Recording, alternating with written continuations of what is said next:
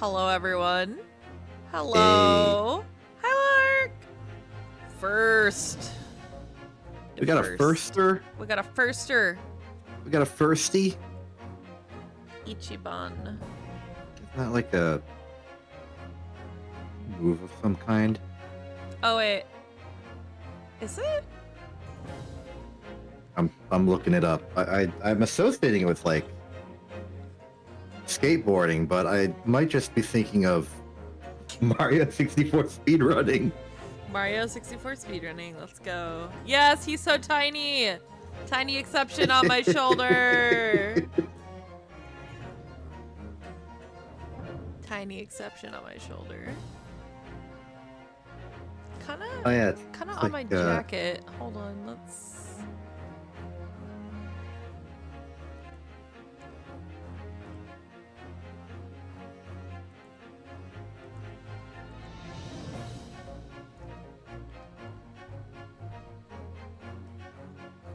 Oh, the firsty dive. Okay. Okay, now you're Possible actually on firsty my dive. shoulder instead of on my jacket. Yay! There we go. I fixed it. I fixed it, guys. I fixed it. I gained gravity slightly. And collision boxes. You're so small. It's funny every time. That's just how it be. Every single time.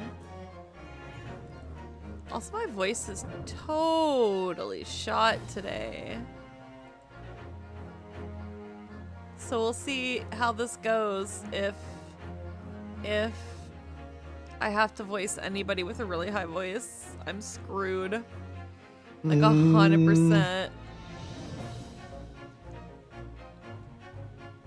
Just in trouble.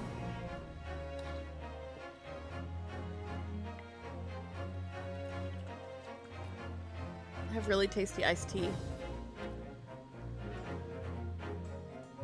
How are you today, Exception? Hi, I'm Ascella, Magical Idol. Hello. Hi, Introduce nice myself. to meet you. 9 minutes into the stream. Hello, it is me, Exception, the other one who is here. Very small. Small exception. This is true. A very small exception. I'm doing all right. I'm in a middle of like a bunch of behind the scenes making stuff work, trying stuff out type stuff. Experimental with experiments. Nice. We love to see it. I'm also in a mild argument with Quint over some design considerations for a thing I'm designing. No arguing. Just everyone have a civil discussion now. Everyone have a civil discussion. We do not argue. I am remembering that there was something I forgot to do the other day that I was supposed to do. Oops. And I'm sorry for not doing it. I have been very out of brain this week. Y'all,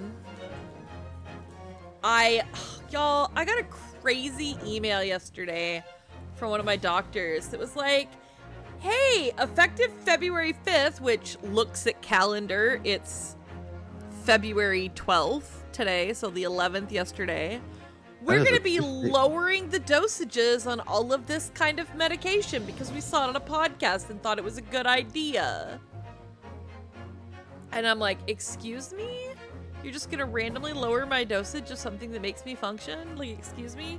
So I had to make like an emergency doctor's appointment that is going to be on Friday, which would have ruined my Valentine's Day, dang it. But like, man. What's up with doctors, man? Well, it's not doctors, it's like the overarching medical company, you know? How do I explain that? Like, kind of like the doctor's office, but it's like the company that owns the doctor's office decided all of this. And then I sent a message and I was like, hey, does this impact my medication? And they were like, we understand that you are concerned about the email you received. And I'm like, wow, canned response. Love to see it. Love to see it. It's nothing that makes me angrier than a canned, placating BS response. No, there's lots of things that make me angrier than that, but it is a thing that makes me angry. When they're like, "Oh, we're sorry. Here's us just saying something to maybe shut you up." And I'm like, "No. You can't shut me up. I'm powerful. I'm a magical idol, bitch." And don't you forget it. Unshut-upable, exactly. You understand. And you know who else is unshut-upable? Herlock Sholmes. Herlock Sholmes. Many people have tried. They have tried and they will fail every time. Because that man is a force of nature rather than a person. This game music is so loud. It just like,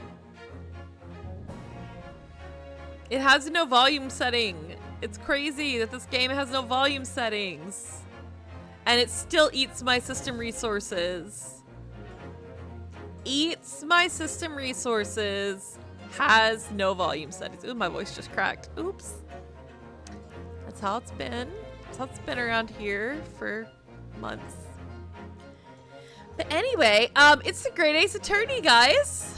It's the Great Ace Attorney 2. Yeah. And we are in case 2 while we're investigating. Because the great Natsume Soseki done did it again. Man was at a murder scene again. How indeed does one end up at a murder scene twice in like a week? Even a week, it was like 3 days. Yeah, like in the same building, no less. At least near adjacent. Like, what is that bad luck? No wonder he went back to Japan. He was like, I'm done with this. He said, I'm fully freaking done with this. And he left. He went back to Japan. And then what did he do in Japan? What did he do in Japan? Tried to frame people. Body. Found a dead body and tried to frame somebody because he's a coward. Let's be real. He's a coward. He's not a cat. Hi, Aaron. Thank you for the hydrate. Hello. We're just dissing Natsume Soseki, which on the surface sounds ridiculous. Considering I enjoy his novels. But somebody who made this game had like a personal vendetta against this man. We're truly experiencing a case of don't meet your heroes, because Soseki's here and he's not doing well. He's not really doing it. And like, I have played or been a part of other fandoms that have a Natsume Soseki in them, and he's always like elder, like passionate elder type, like old man yaoi, you know? Like he's definitely not this, which is why this is so funny to me. It makes me want to do like research and find out if like people really disliked him or something as a person. Because every fandom I've been in that has a Natsume Soseki in it, it's like he's fierce, but he's like also chill. He's definitely not this. Definitely not screaming at the top of his lungs and pulling his hair out and tweaking his mustache and finding murder scenes. Finding murder scenes that involve him somehow every time. He's just, man, what a life he leads. What would you do if you found a dead body? Hold on, let's talk. Let's talk. Look, real talk. Real talk.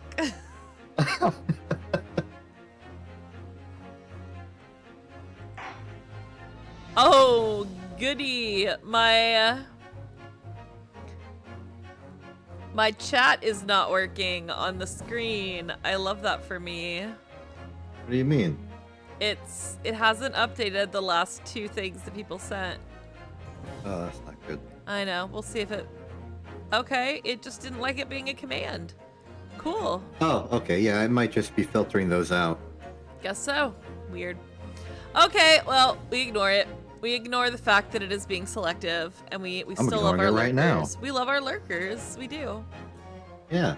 What-oh? Bingo? You cannot bring that over from my second streams. That's a different, like, zone. There's a membrane within which that makes sense. You are pulling it out of there. I don't know. You like my most popular clip is the one where you were in the chat talking about Mike Wazowski. Okay, fair. You weren't even in the stream, and the stream wasn't even about what you were talking about.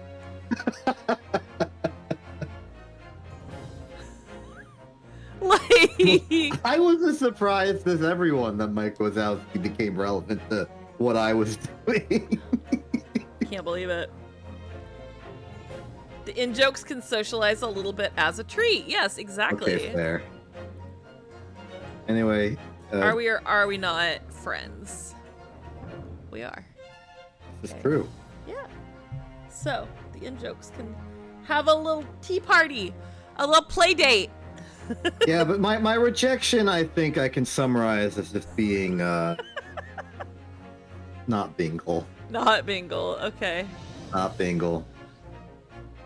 But we got Bagula instead. We did get Bagula. We got Bagula.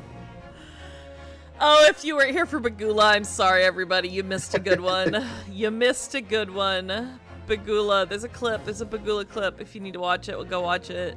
So you get the lore, the Bagula lore. Bagoo lore, as it were. I'll stop now. Maybe. Mobigula. Mobigula. Oh, gosh. Look, I put the right announce on. Yay! Woo! Thanks, Stream Elements. You're the real sort of MVP, but not really. All right. So we are back. The memoirs of the Clouded Kokoro. We're in the Gyarados room. Mr. Gyarados is also tweaking a bit. Mm-hmm. Because nobody in this game is sane or normal. And we left off before we talked to Mr. Gyarados some more. Because I needed to go to bed last week. I need to go to bed this week too, but not quite as badly. I mean, I still need to sleep an adequate amount. However, I'm not gonna be like 10 o'clock cut off. Maybe 10:30. All right. So it's Mr. Gyarados, whose face is still shaped like a moon. Why is his head shaped like a moon? Did we talk about this before? I don't remember. It's been a while. But the best I can say is that his head is shaped like a moon because his wife's head is shaped like a sun. Okay. Okay. You know what? I'll take it. I'll take it. He's definitely shaped like a moon, though. I can't believe that dude's name was Shamspear. I want to die. Like, number one, brilliant translation or transliteration, but like, Shamspear? Freaking hilarious. Super funny. You're so small. I keep looking at you on my screen and being like, you're so small. Who's your little Egyptian? I talk to you like I talk to my cat. Just a little guy. Okay. Oh, I live in fear. Here we go. This morning's incident. Is that where we want to start? Yeah, let's start this one. Oh, we're going to go in reverse order. Look. We're going to go in reverse order, chronological order here. So let's start with this morning's incident. Wait, should I explain? No, I don't need to explain. There was a dead body located, and it was Mr. Shamspear, and Natsume Soseki attempted to be like, I wasn't in there, but like he totes was, at some point, and my dude was poisoned, but not. Now we're... Yeah, he did. Not Natsume. Yeah. I am making. He might be. I don't know. It hasn't been. It's been a while. He might be poisoned too. He might maybe he ignored a boil water notice and he died. True. In prison. Do you think they had like? Do you think they had like? No, I'm not getting into that. No. You know what? We're not. We're not. We're not getting into Victorian England problems. All right. So Ryunosuke is investigating the scene, and he is talking to Mr. Gerda because, like we said, same crime scene, just different part of the house. All right. It must have been a real shock for you this morning. I hear that you discovered what had happened. Ah, well, that hopeless actor chap rises at 5 o'clock sharp every morning without fail. Oh my god, who gets up at 5 a.m.? That hopeless actor chap. Hopeless actor chap? Damn, I hate 5 a.m. I get up at 6 sometimes because I have to, but only because I have to. But at 5:30 this morning, he still hadn't lit the gas. Ah. So I went down and knocked on his door, but no bally answer. Okay. Hello, Susato, I missed you. And that's when you broke into his room by kicking down the door.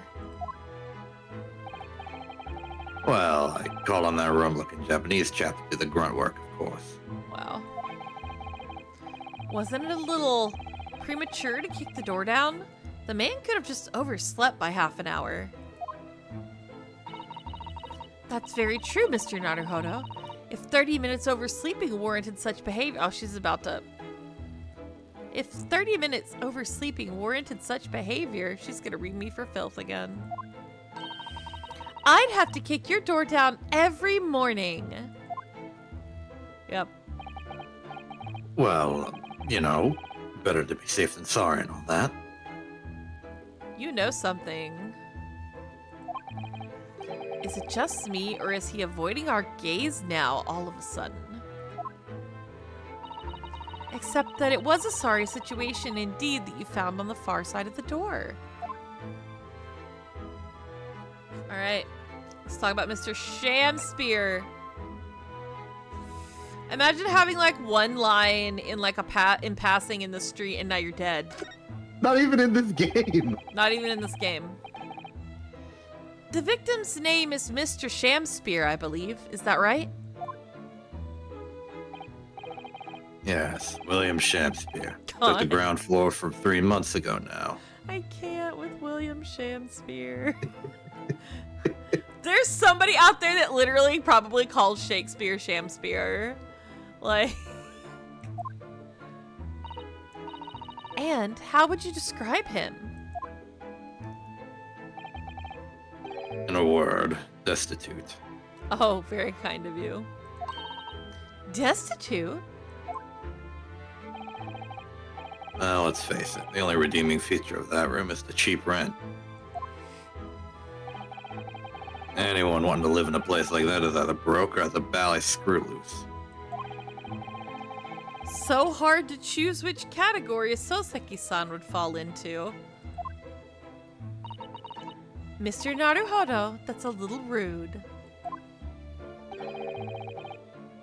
He was doing research as well. Oh god.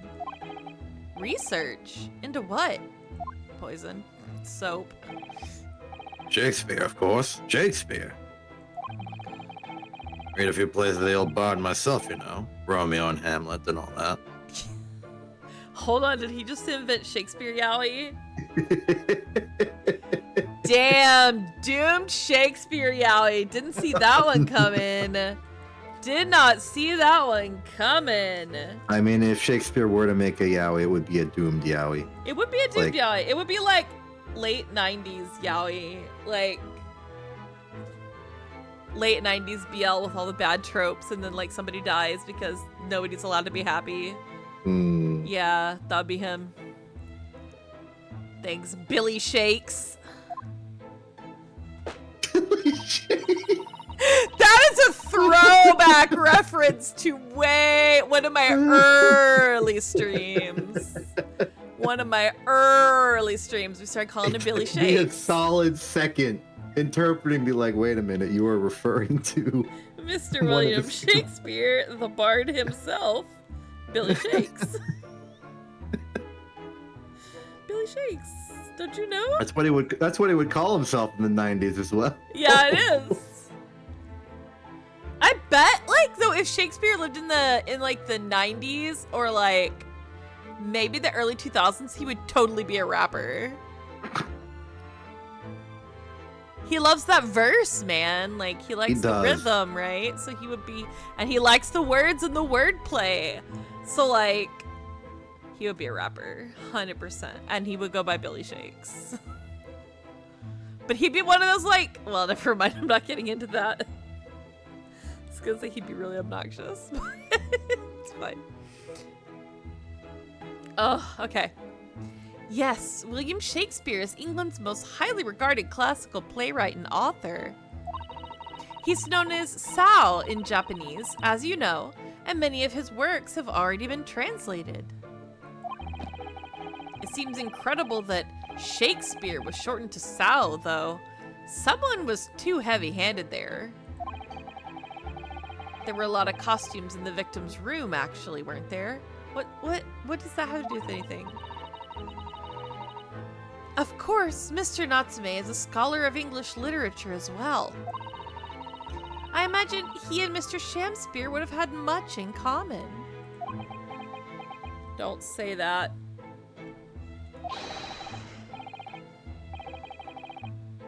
Shakespeare interpretation disagreement leads to shocking murder.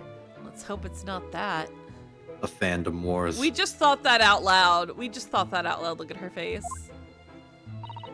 Mr. Naruhodo, really? How rude!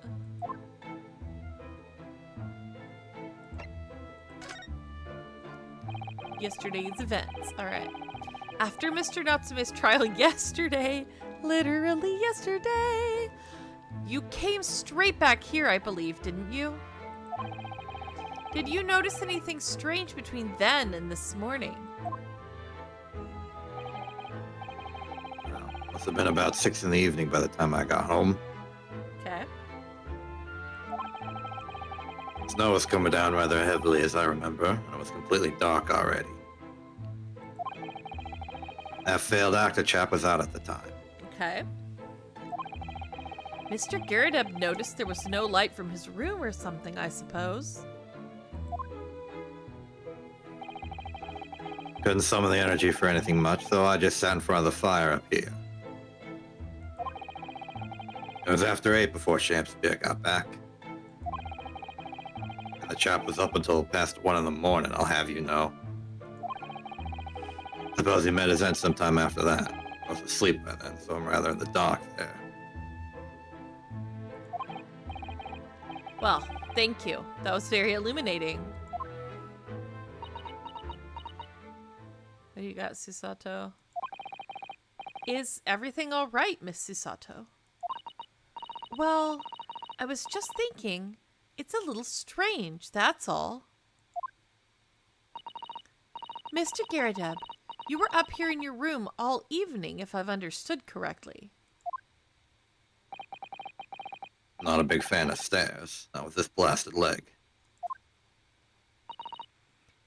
Then, how is it that you seem to know? The precise movements of your tenant on the ground floor, I mean. Ah! We've lost him. That's a very good point. He's fine. He's back. He's back. I can't imagine that you could hear noises from the ground floor all the way up here. Does this old man like to spy on his tenants? Is that it? I know what you're thinking. It is a valley outrage. I'm ex-military, don't you know? You remind us every opportunity you get. I don't go around spying on my tenants. Why would I? I don't know, because you're bored and a weirdo? Then how did you know, Mr. Garadeb? It's the gas, woman. The gas tells me everything. The gas? The gas. The gas. Speaking gas?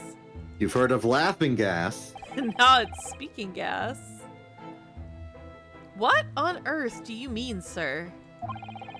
How can the gas tell you anything, let alone everything? Well, as you're probably aware, the gas is supplied to the building by pipes. Okay. Yes, I'd more or less worked that out. Every room in the building is connected by a single pipe to the gas main outside. And the gas company supplies gas to properties via the main. Yes, I understand that too. Let me see if I can explain. Let's say I was to light the gas lamps up here. What do you suppose would happen? There would be gas? What does he want from me? Okay. Well, obviously the room would get brighter. Exactly, but at the same time, the lights in all the other rooms of the house would dim for a moment. What? They dim? Why? Because there's only one main. Perhaps it's because when you light a gas lamp, it briefly uses more gas than usual. And that reduces the amount of gas in the pipe for the other lamps that are connected to it. That might explain why the other lamps dim momentarily, mightn't it? Yes, of course. Because everything's connected to a single supply pipe. Is that supposed to happen, though? It sounds rather undesirable. Jolly good point. Fact is that the gas company's pipes in these parts are pretty hopeless. Long worn out.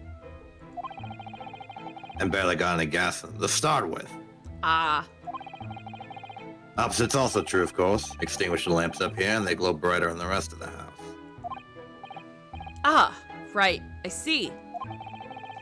So by watching the flickering of the lamps in one room, you can determine what's happening elsewhere. You've got it. Oh, of course. Because when people come back home in the evening and before they go to sleep at night, what they're guaranteed to do is either light or put out their lamps and fires. Clever. In point of fact, the room on the ground floor and the one above it use slightly different amounts of gas. Why do you notice this? That's weird. By watching the lights here closely, I can work out almost exactly what's going on in the whole house. Yep, kind of weird. But okay, sure. Gosh, that's fascinating, Mr. Garadeb. Absolutely fascinating. Oh, well, nothing to it, really.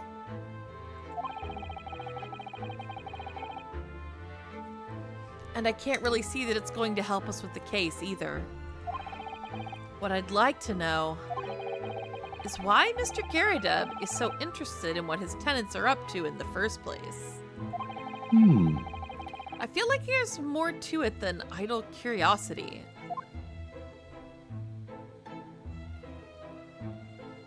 Okay. All right, mission accomplished. We've examined. We have nothing to present, do we? The soap. Really. We could show the soap and ask about the soap.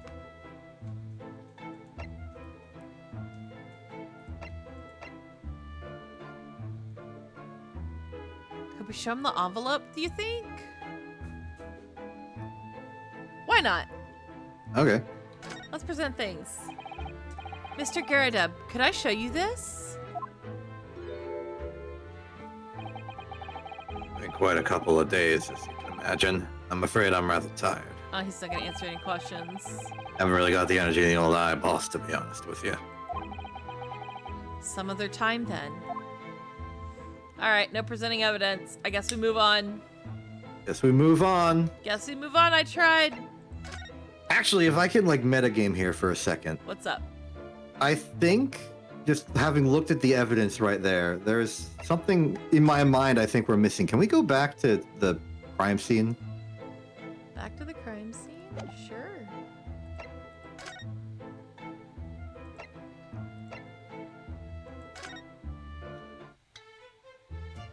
Do you think we missed something? Yeah. Oh, we looked at everything, didn't we?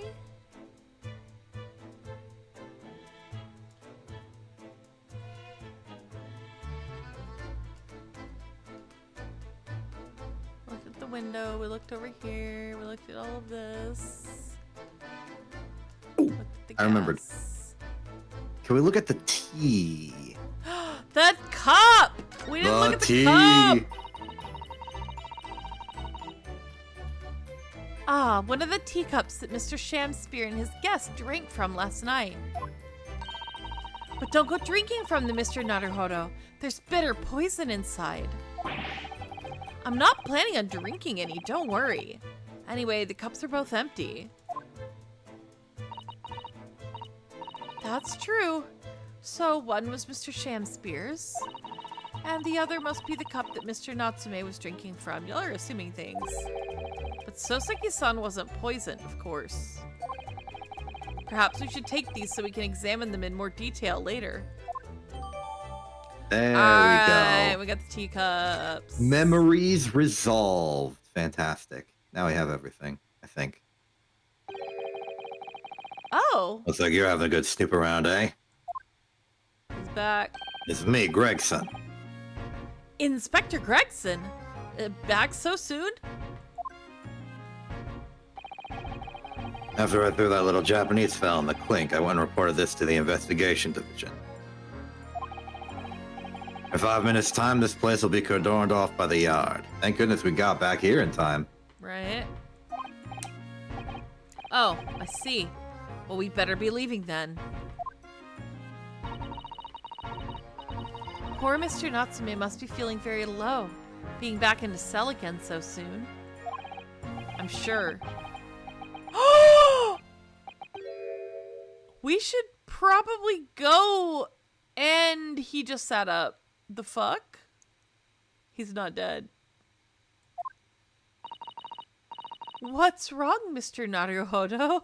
I am losing. I saw the fork fall, and I was like, why did the fork fall? And then he started moving, and I was like, oh! Yeah! There we go. Was he just acting dead? I hate this. Out, out, brief candle, life's but a walking shadow, a poor player. You need sleep, my dude. That struts and frets his hour upon the stage and then is heard no more. I tried to go iambic there. How'd I do? You did good. You did good. It was Thank good. you. Fucking man is not dead. Now, how soundeth the next part?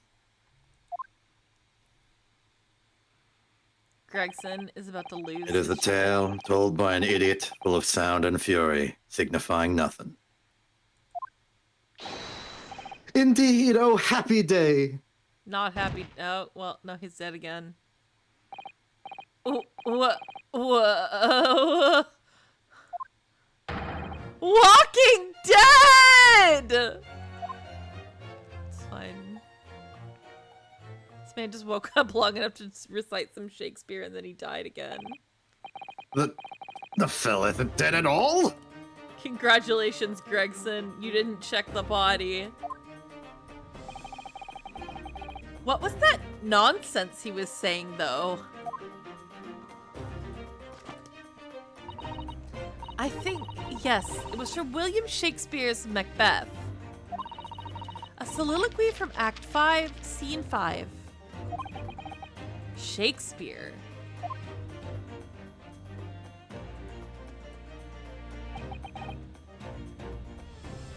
So it was that the victim, Mr. William Shamspear, came back to life. If the man had indeed been poisoned, it transpired that it hadn't killed him. He was taken by emergency carriage to a nearby hospital for treatment. and Inspector Gregson evicted us from the scene of the crime. Whatever that now was.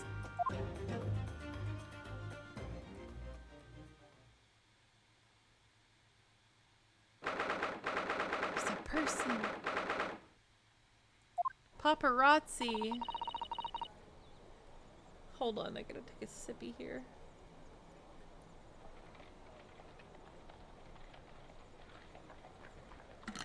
I have hydrated. I hope everyone is proud of me. That gasp was everything. What, mine? Clip it and ship it. Clip it and ship it. Deliver the clip. Clip it. Somebody clip it. Provide it. It's hard to do on mobile, so somebody on desktop go do it.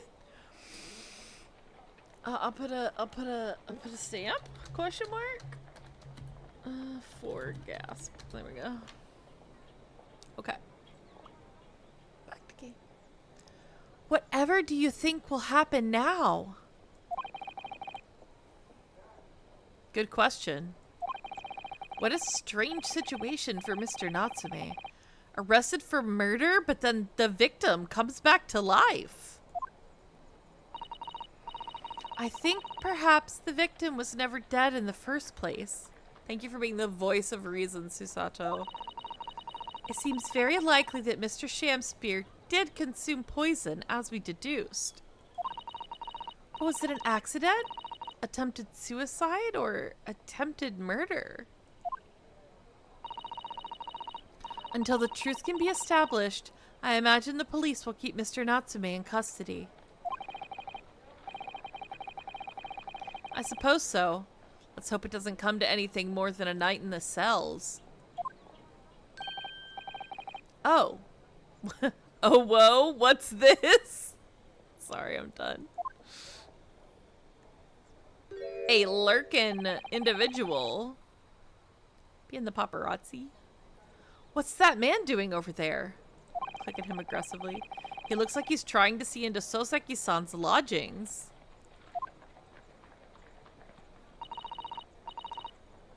Is something wrong, Mr. Naruhodo? Excuse me, could we have a word? Oh my god.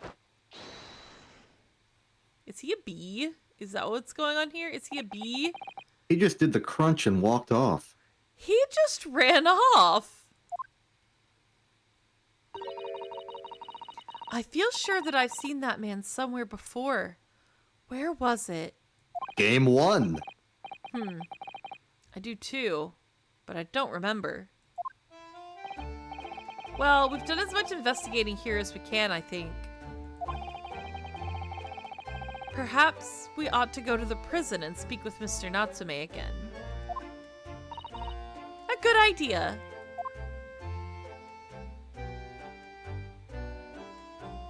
Aha, examine. Anything interesting to examine? Anything new? I think it's all checked off the list. We did come out here already, so.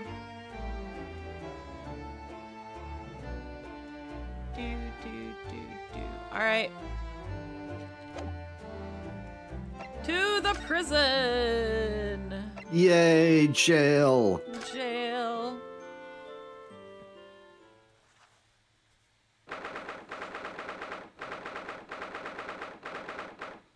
Cell 9. Look, Mr. Naruhodo. Mr. Natsume, have the police finished questioning you now? Look upstairs, Mr. Naruhodo, Esquire! Oh, yes? What is he? Tell me! Is he a ghost? Is he here to haunt me? Let me guess. You're talking about Mr. Sholmes. He actually calls himself a great detective, Mr. Natsume, not a ghost. But his diabolic deductions were not of this world. They've left me. Ah, I'm cursed! I'm cursed, I tell you! Well, that sort of hurts. Credit where credit is due, Mr. Naruhodo. You were heavily involved in the deduction, too. Yes, moving on. We have some wonderful news. Oh. Wow, he's fine now. The victim that we all thought was dead has come back to life again. Wow. Now, in the absolutely worst case, you could only be tried for attempted murder. That's great, isn't it, Mr. Natsume? It's terrible! Is it? Oh! I'm stuck in this cell suffering from some silly wrong into the stick! What if I hit you with a stick? Just smack him. Swap! Whap a guy upside the head. Smack! Why do I have the urge to just hit him with a stick, I wonder? I don't know. How silly of me. How silly of me. To want to smack a guy with a rolled up newspaper. Or a stick. You did you confess you're a killer? Why the mustache? Why the mustache, indeed. Constant questions! I'm sorry to hear that. Ah, that selfish shyster! Make up your mind! Are you dead or alive? If you were going to come back to life, why bother dying? Wickedly wishy-washy William! Wow. Okay. Well, it seems likely that Mr. Shamspear was never actually dead in the first place. Ah, yes, that might make sense. And I'm pleased that he's alive, of course. Are you? Our lively debate last night was much fun. It'd be sad to think it was our last. Oh! Oops. God damn it. Mr. Natsume, does this mean that you did see the victim last night? You met with Mr. Shamspear, didn't you? Confess! I'm not saying another word! I demand to have a lawyer present! He says this to the lawyer. Who do you think I am? Please, Mr. Natsume, we need to hear your side of the story. I am I cursed like this?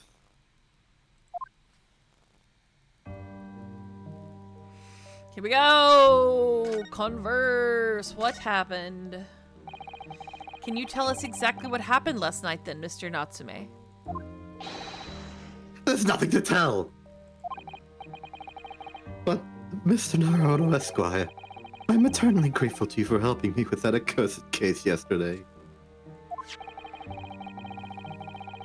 The case that saw poor Miss Green hospitalized after she ended up with a knife in her back. It's hard to believe that was only yesterday. After the trial was over, I trudged my weary way back to my lowly lodgings. And that evening at past 9 it must have been, I visited Mr. Shamspear. This dude gets up at 5 a.m. and goes to bed late. I wonder he's tired. So, you did go to the victim's room then? As we feared. I didn't do anything wrong!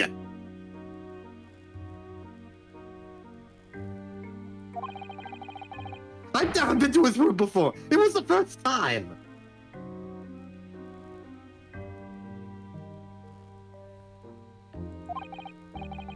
Then, what made you decide to go?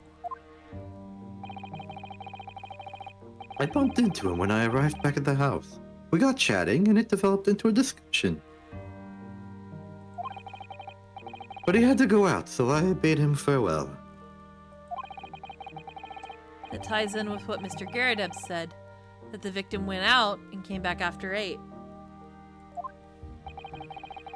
We met again later that evening at around 9 or just after, when I took him some nice tea I brewed as a gift. So it was you who brought the tea that had clearly been drunk at the scene then. And I suppose you were discussing the works of Shakespeare, were you? Yes, that's right. That's exactly right. Romeo and Juliet! Who was the stronger? It was a delightful debate. They're not pro wrestlers. I'm sure. Such a stimulating subject, Shakespeare! And the debate became very heated, so you slipped poison into Mr. Shamspeare's tea? No, never! Not at all!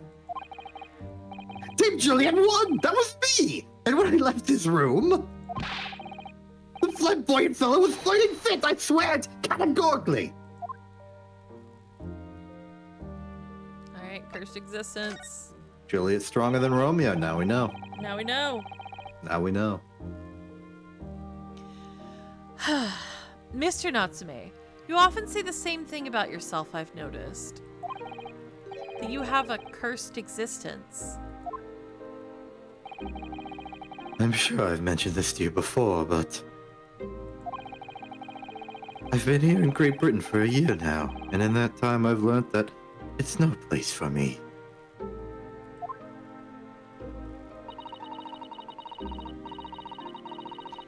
It can be very trying to live in a foreign land and adapt to the ways of another culture. There are foreigners everywhere I look, and they all stare at me. They all laugh. That's the impression I get whenever I go out. It makes me scared to leave my room. That's like 50% paranoia and 50% racism on their part, but like 50% paranoia on your part, my dude. It's a team effort. It takes a village. Takes a Which village. is why I've become a recluse. But even in my room, I find no respite from my fears. I've moved more times than I can remember, and then 1 week ago, I moved into Briar Road. But why? Oh, I mean, why did you choose that place? It doesn't seem very comfortable. because the rent is cheap. I have so little money, it spoke to me.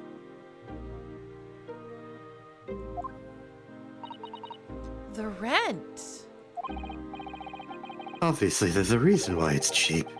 Because the room is cursed. Oh my god. Cursed? Cursed how? The previous occupant, the man who lived there before I took the room, died there. Oh, it's cursed. Stigmatized property. Oh no! He was only a young man, but one morning he was found dead, and no one could explain why. Is it the gas, do you think? Sorry. Surely no one would want to live in a room with a history like that. I didn't. When the letting agent recommended me the place, I wavered. But I want books, and books cost money. A horrible history is a small price to pay. I understand that sentiment. When I realized it would mean I could buy more books, I signed the lease like lightning. Brave or blinkered? But after I moved in, I soon came to realize what I'd done.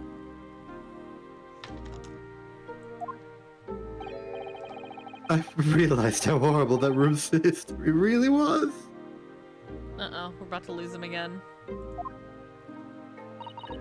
Gosh, was it really so awful? Horrible history. How did the room's horrible history affect you, Mr. Natsume? What happened? At first, it was just a feeling. The feeling of beady eyes boring into my back, watching me. Uh-oh. Do you think that might just have been your mind playing tricks on you? Because you're clearly neurotic as heck? No, my mind doesn't know any tricks. It was someone else. Oh boy. It's been one long nightmare ever since I was given the keys to the place. A nightmare? You've been having bad dreams, you mean? Oh, all the souls who died in that room lean over me in my sleep and try to strangle me! More than one person died in this room? That really is horrible. And now I come to think of it, it happened again last night too. Okay. The very same night that Mr. Shakespeare was writhing in agony from the poison in his body. I was on the verge of being suffocated silently by those miserable spirits in my room! Sorry. Pianui! Hi. Pianui is here! Pianui was playing a game about a little crab with little shells. It was very cute. Yeah. It was cute. Also, you are correct. I am getting smaller each stream, basically. I'm sorry, I have shrunk the exception. He's exceptional, even as a tiny little guy. I'm exceptionally small. Exceptionally small, exactly. You simply must move out of that room as soon as possible. Yes, you're right. I know it. And that's why. I'm already searching for the next room with a history to call home.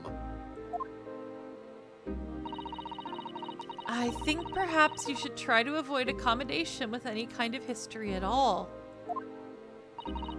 Otherwise, I'm scared that you yourself may become history. It's the Reaper, he's after you. Yeah. Susato-san knows how to make the man listen.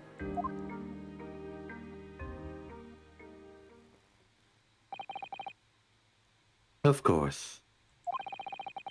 Mr. Lord of the Manor is worried about the curse on my room as well. You mean Mr. Garadeb? Yes, he knows that if people keep dying there, he'll never be able to rent it out again. Well, that's true. I, for one, wouldn't go near the place. Ah, perhaps. That may explain why the landlord pays so much attention to the gas lamps and his tenants' movements. You mean because he's worried about their well-being? He does seem to have an unusually keen interest in the amount of gas in the pipes. There must be a reason why he keeps such close tabs on the occupants of his let rooms. What do you mean he pays so much attention to the gas lamps? Oh dear, no. It's nothing to do with you, Mr. Natsume. Please forget I said anything. Oh, now you're talking about me behind my back as well. What's important is that Mr. Shakespeare isn't in fact dead at all. Once he's come round and he's able to tell us what happened, we'll be able to get you released. Yes, please. Oh, I do hope you're right. Excuse me. He's back. It's me. Inspector Gregson. Yeah, that's right. Couldn't help overhearing what you said. And on that note, I have some good news and some bad news. Side-eye. Oh. What you want first? Bad news. Always, every time, the bad news comes first. Absolutely. When hope is all you have, hold on to it. That's my guiding principle. Right, well, in that case, the good news it is. God! Gregson! Huh? Sorry, but it's just a lot easier to explain everything that way. Then why did you ask me my preference? As you might have heard, the victim, Mr. Shamspeare, was just unconscious. He's come round now. Yes, we saw it happen in all its terrifying glory. He's still being treated by the doctors, but we managed to get a written statement from him already. Dang, he was on top of it. Oh, isn't that wonderful, Mr. Natsume? Oh, thank goodness. It's all over then. I can leave this somber cell. Sorry, no. That's not on the cards. What? Why ever not, Inspector? Mr. Shamspeare has implicated someone as being responsible for what happened last night. Implicated someone? Oh dear. You don't mean... I'm sorry to say I do, yes. Pointed the finger at you, Mr. Natsume. Wow. By sweet poison did he seek us to end my life. Oh my god. Oh, we're in an ad break now. Ad break. Ad break doubling as a cliffhanger. It is a cliffhanger. It's very exciting up in here. So I'd like to, okay, now that we've gotten a bit deeper into this case, I'd like to draw attention to some parallels that are forming here. Okay. One, Saseki's the suspect. Two, well, between this and his previous case. One, Saseki's just culprit. Two, the victim is not dead. Three, despite the fact that the victim's not dead, Saseki is still basically under the scrutiny of the law here. Yeah. Seems like he's cursed. Like you said. Like you said. Very specific curse. Honestly, he was pretty lucky that he wasn't the culprit of case one. Yeah. Or the suspect. Whew. If this guy just explains everything with Shakespeare, I'm gonna scream. I'm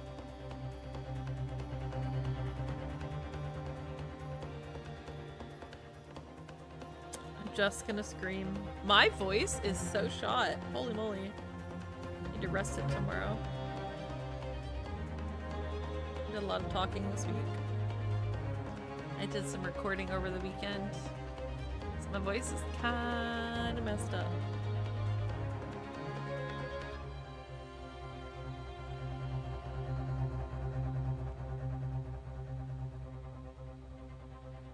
A little messed up.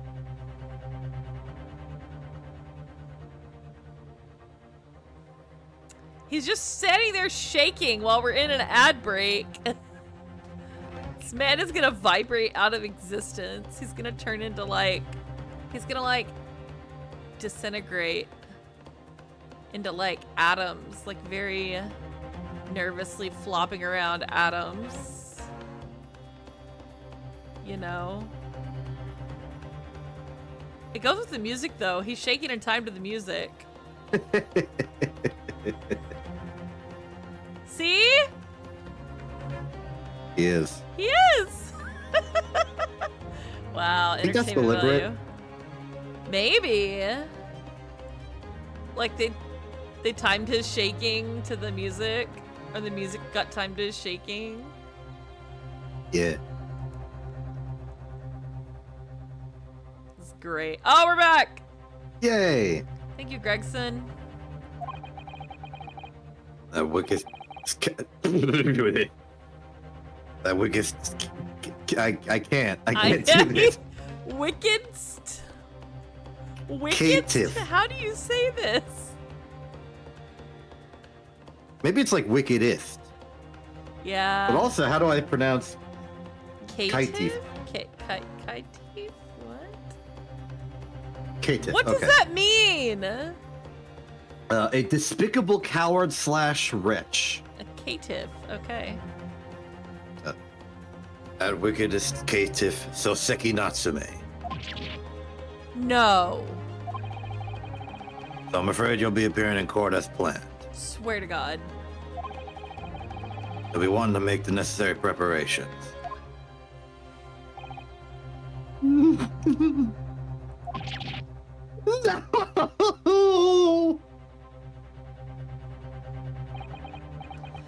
And so, once again, Soseki-san found himself having to take the dock in the Old Bailey. Whether his room were haunted or whether he was just terribly unlucky, I knew I had no choice. The following day, I would represent him in court and do my utmost to break the curse that blighted him. It's gonna be the to be continued here or something. There it is. Yep. We made it. We made it. We can end last week's stream. And last week's stream is over now. Okay, end of this one too. Bye, guys. Bye, everybody. I'm just kidding. We're not really leaving. We're saving because we're going into the trial. We're going to trial. We're going to trial. Hold on. Actually, ow. Are you in pain? Yeah, I have a headache. I'm debating if I want to go get medicine while we're at a stopping point. You had me for a sec. I'm sorry. We're not really ending the stream at an hour. I can't be a 1 hour streamer. That's just embarrassing. I'm just kidding. It's not. Some people just do an hour. I've done streams that are an hour before. They're usually cosplay streams because I don't have that much to work on sometimes on camera. Maybe we could start like another chapter if there's like a chapter system in Twitch. Don't know. Don't think so. Okay. I think it's just when you change like the game Yeah. in the stream title. Well, if you want to get a medicine, you could change it to just chatting for like 3 minutes and then. I could just go to my BRB screen also, but that's why I have one. I mean, I can talk while you're gone. Put it on the BRB screen and let you talk. No, Ooh. I'll be okay. I'll suffer. All I right. don't know what's up with me. I think it's the weather. The weather's been really crummy today. It was like raining all day. And not even raining. It was like storming all night last night and this morning. It got me so bad when I walked out to my car this morning that I like screamed. It was so close. It jump scared me big time. The thunder and the lightning got me. I don't do storms, if you all will recall. I don't do storms. Storms are bad. We don't like them. Storms make me want to throw things. I usually have to like, if it's nighttime and I'm going to bed and it looks like it's going to be storming, I have to like medicate myself. I have to take like sleeping medicine or I won't be able to sleep and I'll like wake up in the middle of the night. It's kind of pathetic, I know. But that's how it goes when you're afraid of storms. Alright. But everybody knows I'm afraid of storms. I've had a million incidents of storms happening while I'm on stream and I just can't hack it. The Old Bailey. Who's going to be our prosecutor this time? Let's find out. The Old Bailey. This place always makes me feel strange. I seem to get chills down my spine and break out in a nervous sweat all at the same time. Wait, is this going to be the case why he can't practice law in England anymore? What? No, that already happened. That already happened. That was case 5 of the last game. Oh, yeah. I forgot that this is before that. Yeah. I can't do math when dates are not real. Well, I didn't think I'd be back here so soon. That's probably Soseki. That's my line! Oh, yep. Good call. Good morning! Yeah. Good morning, Mr. Natsume. It was only 2 days ago that I was declared not guilty here. Well, things change real fast around here. Yes, we somehow managed to prove he didn't stab Miss Green in the back. But now this! Well, Another morning, another murder! And here I am again in this hellhole! Can't keep coming to court! I'm beginning to think he's right. It really does seem as though he's cursed. Mr. Naruhodo, I'm afraid I have bad news. Oh! Mr. Natsume, good morning. Yes, morning. So, here we are again. Yes, again. Awkward. Awkward again. What's the bad news?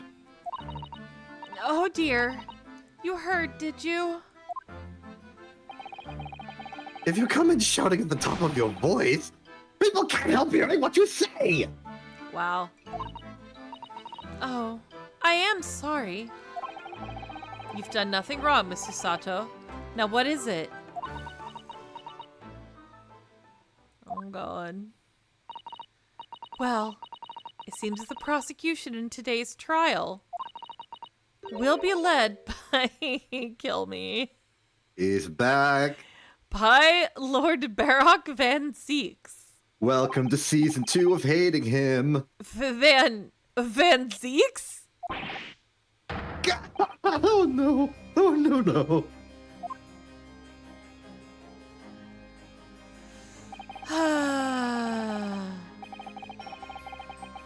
The so-called Reaper of the Bailey, the most legendary prosecutor in the land. This is his baby photo. His baby photo. In the trial 2 days ago, he pursued Soseki-san and I relentlessly. This is him learning how to count. Of course, by the skin of our teeth, we managed to pull through. But still. Perhaps Mr. Natsume's acquittal in the last trial wasn't the end of the matter. After all. Yes, I know what you're thinking. The legend of the Reaper that says nothing can save a person in the dock when Lord Van Zeeks is the prosecutor. No. That even if the person is not found guilty, the accused will meet a mysterious end one way or another. And we've experienced it firsthand. Ah, the flaming carriage. A man we successfully defended met the most terrifying end after his acquittal, right here in the Old Bailey. That was like, what, 4 days ago now? I know, right? It was like last 5. week. How do I have to put up with those ice-cold eyes boring into my soul again? God, my evil spirits have now been the Reaper. Petrified perils, potentially. Potentially. Potentially. Well, if it's potentially, at least you appear to have hope, Mr. Natsume.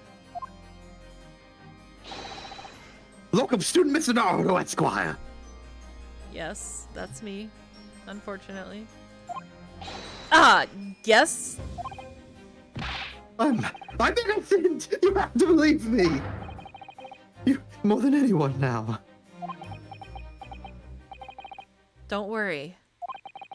I'll be your steadfast ally every step of the way in this battle. I promise. And this promises to be a hard battle, I fear. Oh boy. Well, the trial is scheduled to begin shortly. We should move into the courtroom. Let's go. Oh yes, I forgot to say. I'm afraid he won't be able to make it. Mr. Sholmes, I mean. That's probably for the best. Oh! If he were here, I might be tempted to rely on his help. And that could be seen as a weakness. If Lord Van Zieks were to notice, he'd prey on it mercilessly. At least, that's my gut feeling. Mr. Naruhodo. You're right. Yes, you're so right. I'm always right. Oh, well said, locum student Mr. Naruto Esquire. Well said. I swear on this sword at my side and on the spirit of Kazuma that it harbors. I'll show him what a Japanese lawyer can do. I'll set you free with honor. Oh, yes!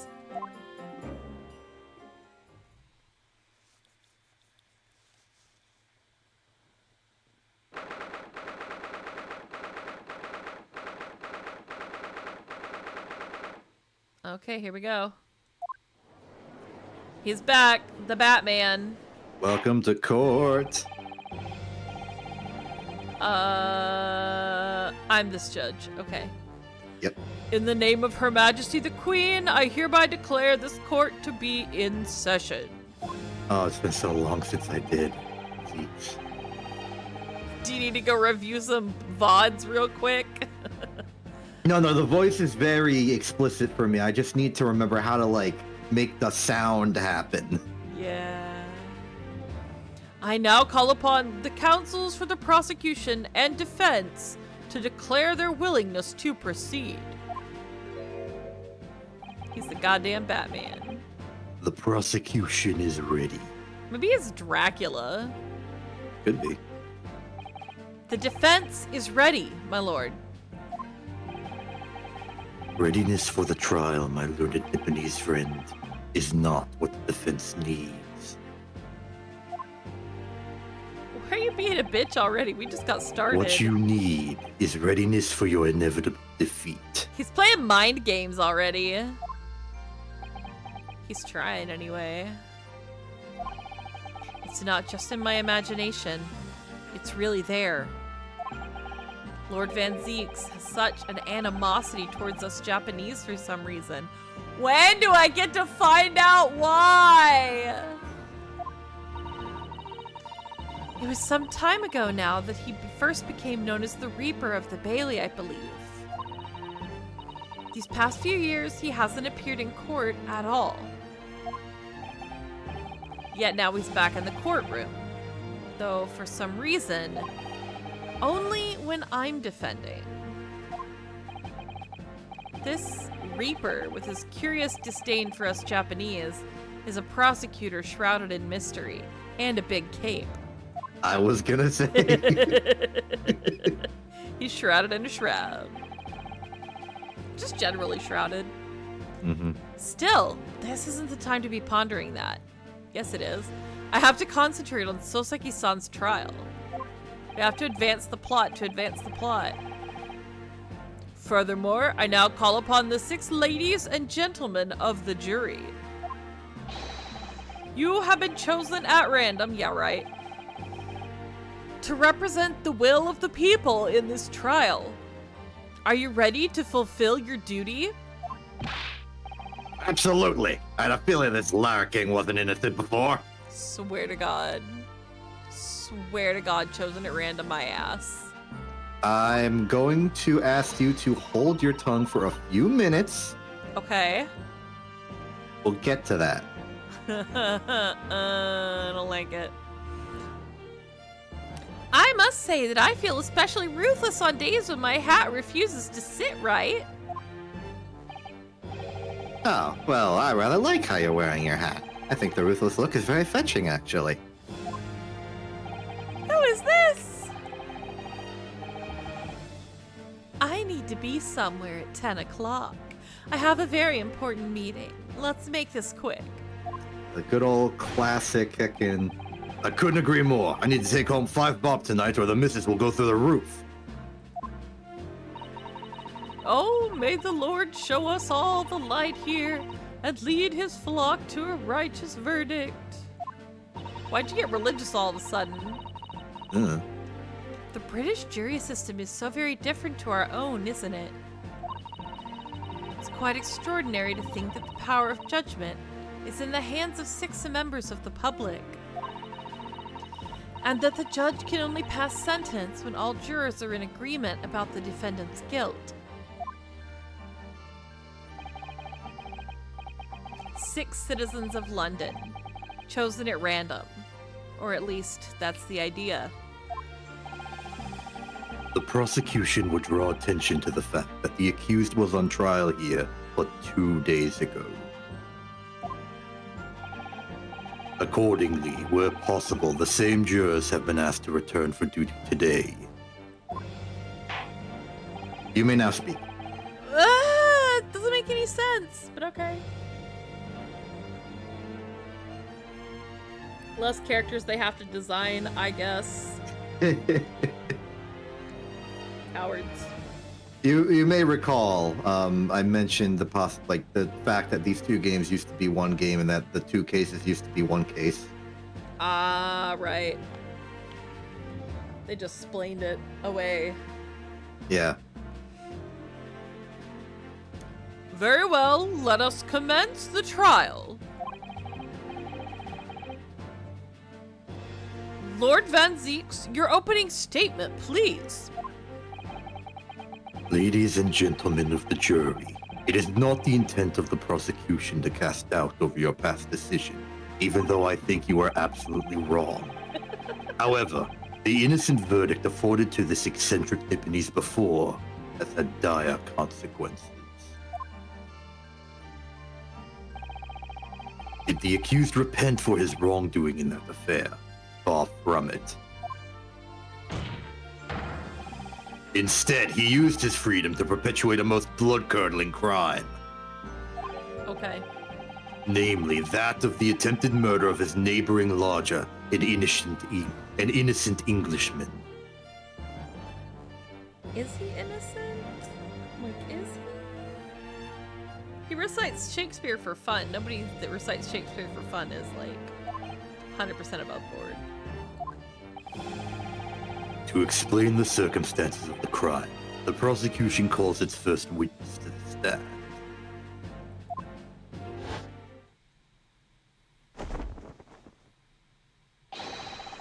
The detective responsible for investigating the scene and the accused himself.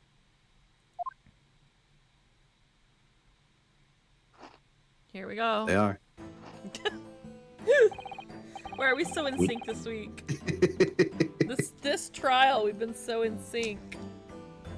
Witnesses, your names and occupations, please. Yes, sir. Tobias Gregson, Detective Inspector at Scotland Yard's Homicide Division.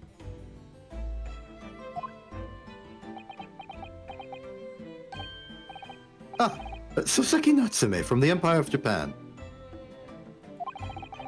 My government ordered me to come here as a student, to study your language and culture.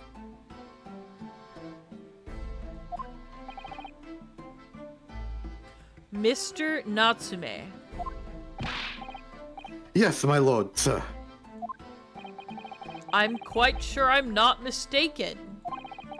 That you swore an oath never to set foot in my courtroom again. He did. I remember it as if it were yesterday, because it was yesterday. The day before, in fact, my lord, but close enough. Shut up, Van Zeeks. Believe me, this is the last place I want to be. Inspector, let's hear from you first. Explain the case for the court. Right you are, sir. Witness testimony time. The incident occurred at the Garrideb household where the defendant has lodgings.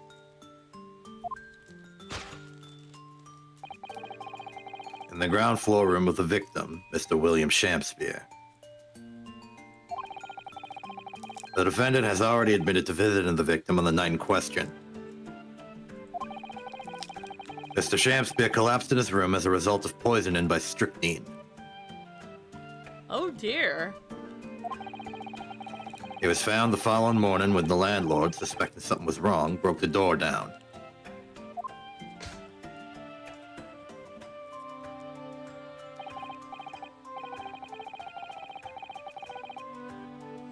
This means, I presume, that the door to the victim's room was locked at the time of the incident. Correct, my lord. It was locked from the inside, making entry to or exit from the room impossible. Although the victim, Mr. Shampspeare, lives to tell the tale. He very nearly didn't. The man was halfway to heaven when we first found him.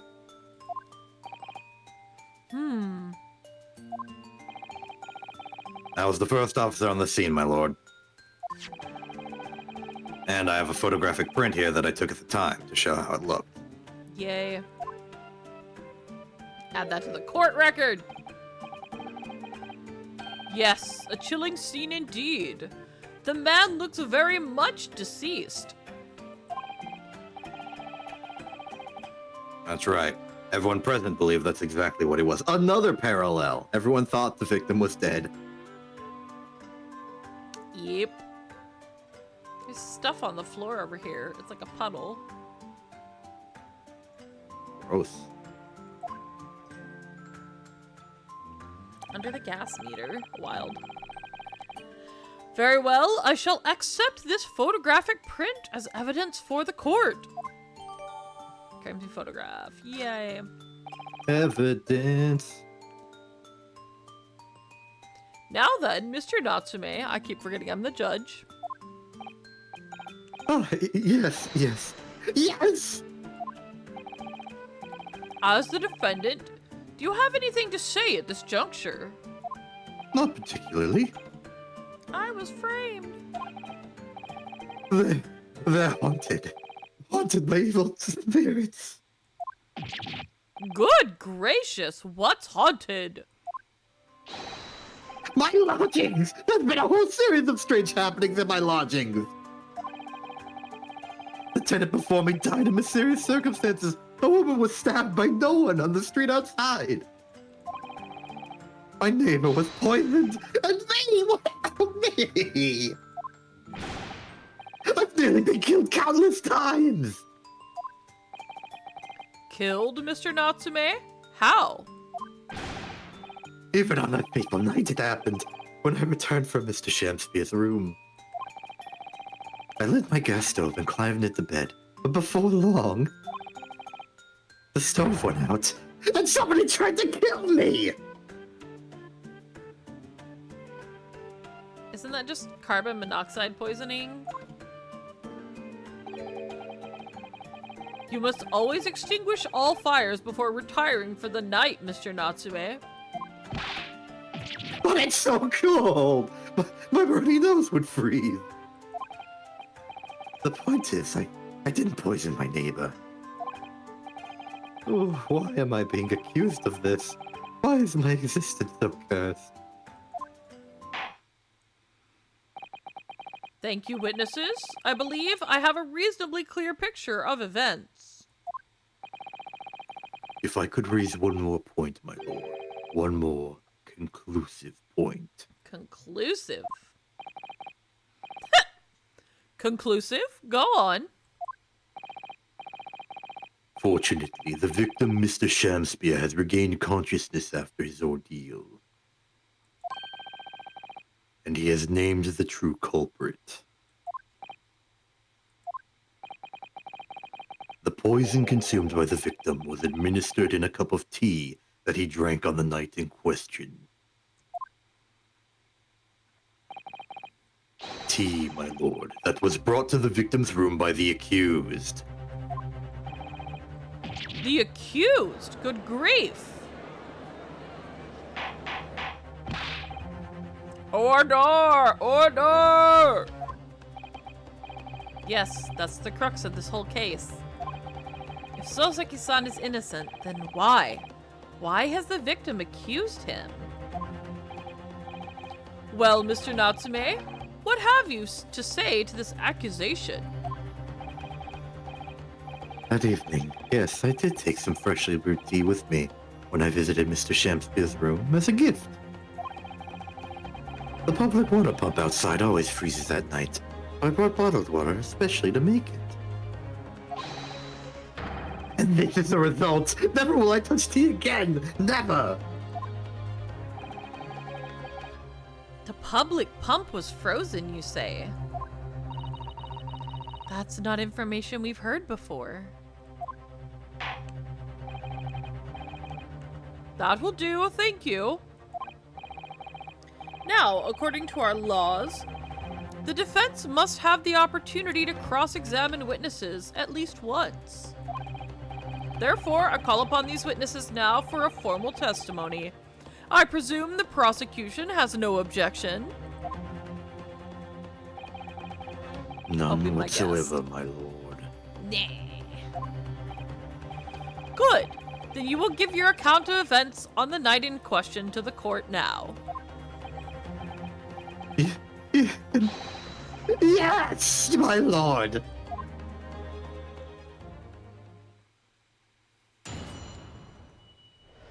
Witness. The catastrophic night. Here we go. Cat. Meow. It was around 9 o'clock that evening when I visited my neighbor, and I took some tea with me as a gift. We had a heated literary debate over a nice drink, in which I went back to my room. After which I went back to my room at around 11. Ah! My tea was completely harmless! He couldn't have locked the door behind me otherwise, could he? Strychnine takes some time to have an effect on the body. People don't keel over immediately after taking it. The victim would have been perfectly able to lock the door after his guest left. The argument still stands. But if the tea was poisoned, how could he have drunk it? Come on, guys. Yes, I see. It all seems relatively straightforward. Excuse me, but that testimony does raise one rather crucial point, I think. Mr. Natsume claims his tea to have been harmless. Presumably, though, the teacups have been examined for traces of the poison, haven't they? Why didn't I think of that? Well, as it happens, no. We haven't been able to. Did I hear you correctly, Inspector? Scotland Yard has failed to examine the suspect's substance. How could you have overlooked something so important? Isn't that the first thing you should have done? My learned Nipponese friend is falsely incensed. Swear this man.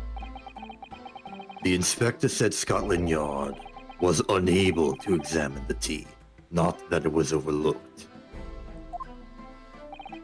Unable? Why? Because you took them. It's simple enough. There was none left. Not a drop. Someone must have been very thirsty indeed. It was the fangirls. It was the fangirls. They wanted the tea? They wanted the tea, and they were thirsty! With current scientific techniques, it's not possible to test for poison under such circumstances. We only need a drop, but that one drop does actually have to exist, funnily enough.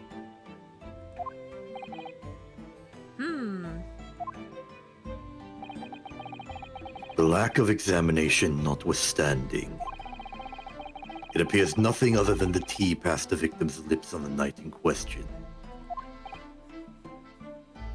We are so mad. We are so mad. I see. Thank you. The matter is clear.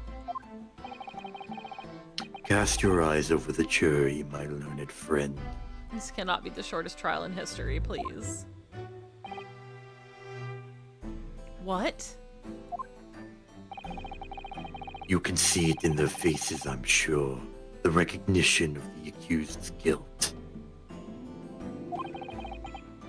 Your client's fate is all but sealed. In mere moments from now, you will lose, and your compatriot will be damned for all eternity. He's right. I can feel all 6 of the jurors looking daggers at me. But I can't let them beat me down. I won't. Counsel for the defense, proceed with your cross-examination. Yes, my lord.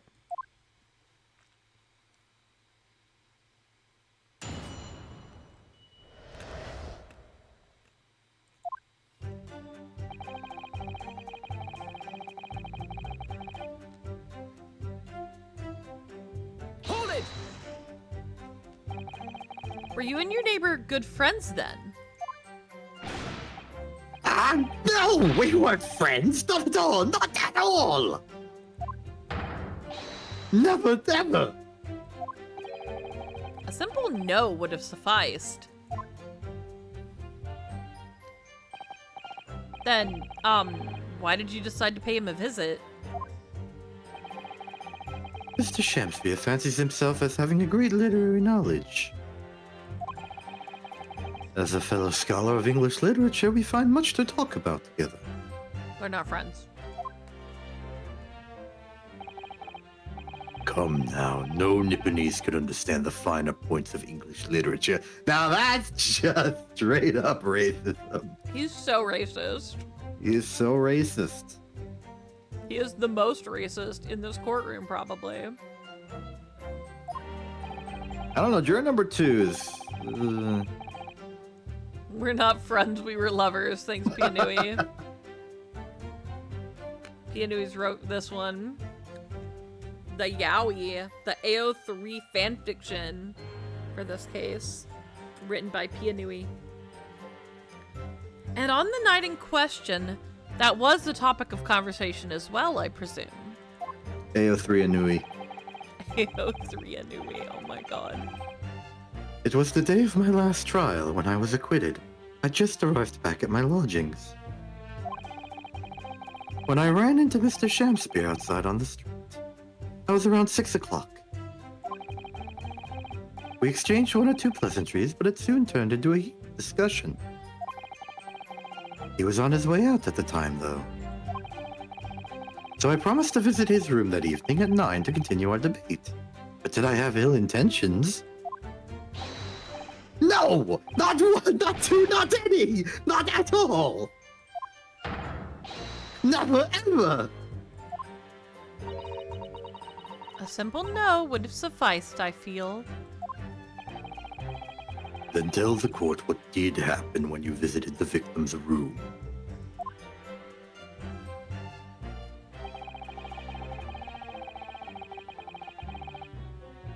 Hold it! A literary debate.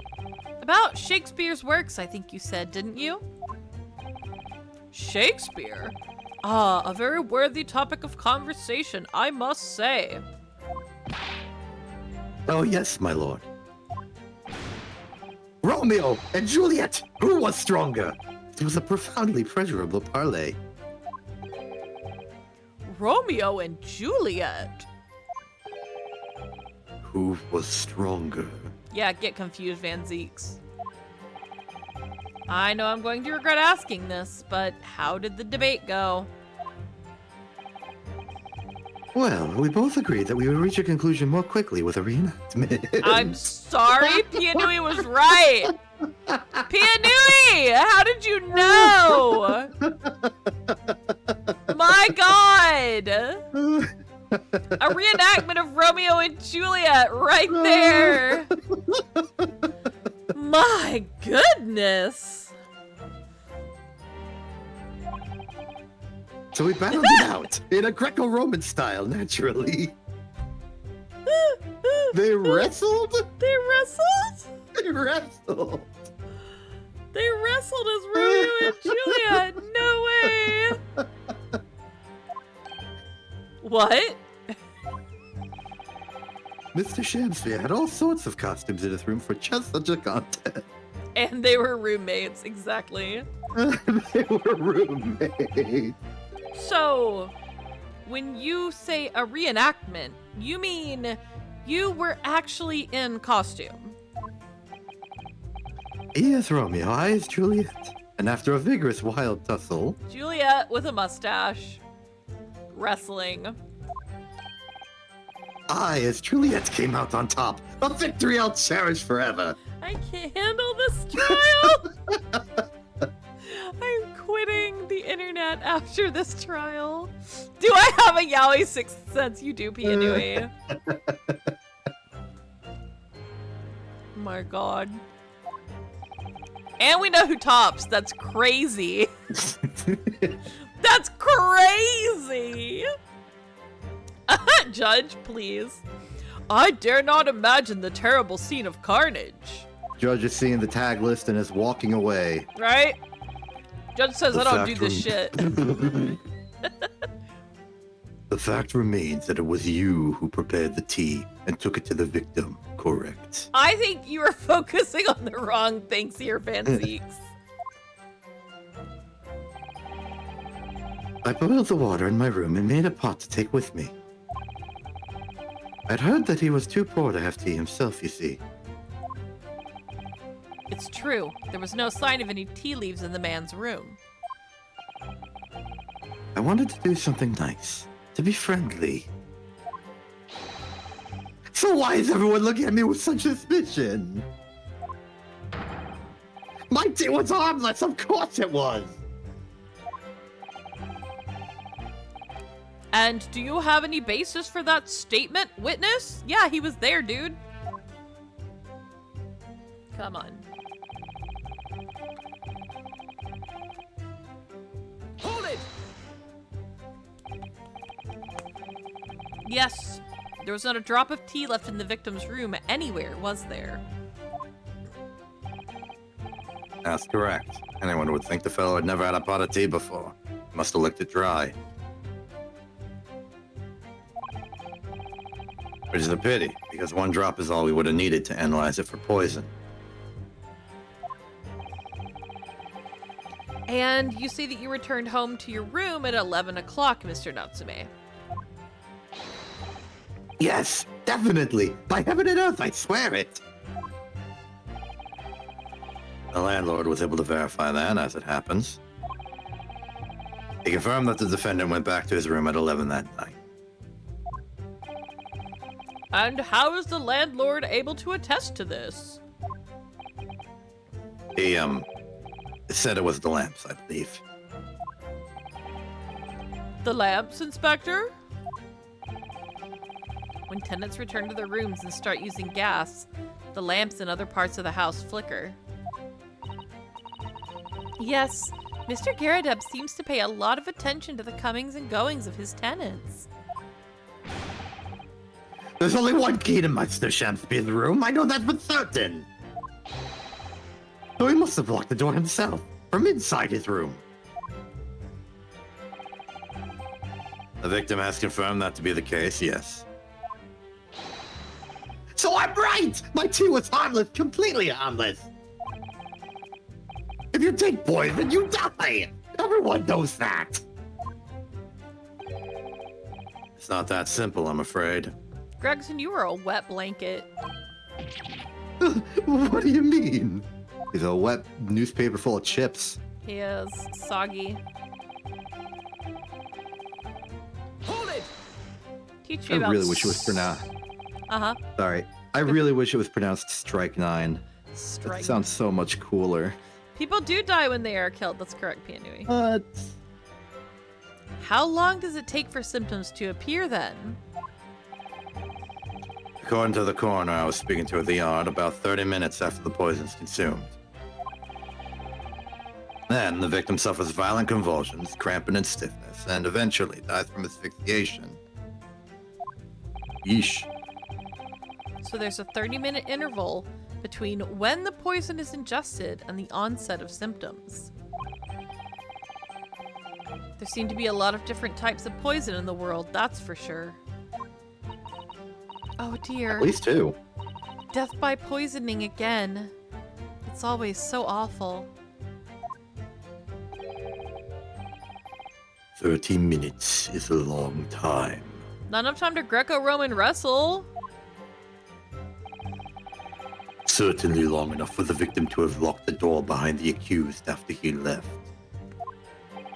Well, theoretically, they, Greco-Roman wrestled, and then he was like, oh my, I appear to be quite parched after our parlay, and then drank it, and then Soseki got kicked out because he won, and Shamspeare's a sore loser, and then... Yeah.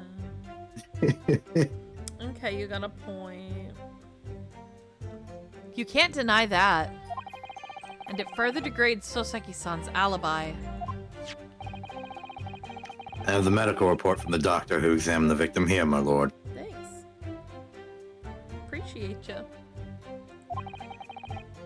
It spells it out, really. The accused is the only person who could have done it.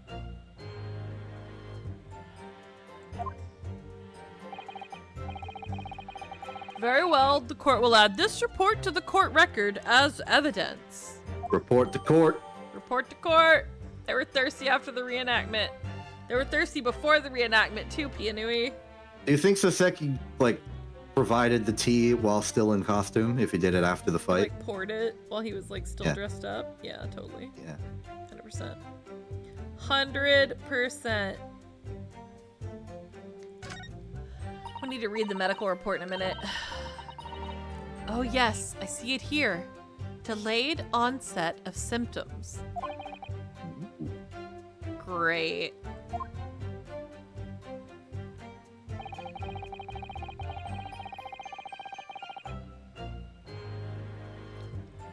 We'll examine the evidence after we finish this, but... Hold it!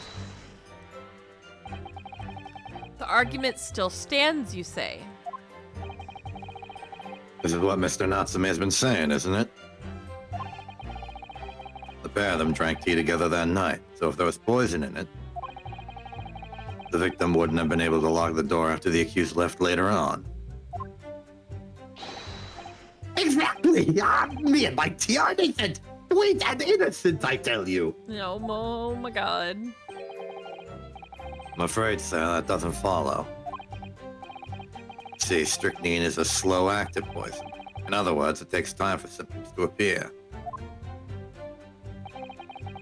So you could have left the room up to 30 minutes after the victim drank the tea.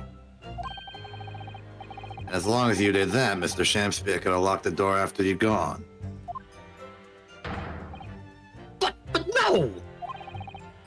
We drank tea straight away! The battle over whether Romeo and Juliet was stronger. I came after the tea. Oh, okay, never mind.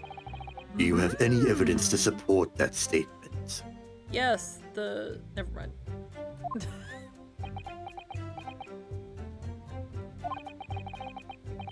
In my great homeland, the Empire of Japan, we have a saying. Drink tea while it's hot! That's fair.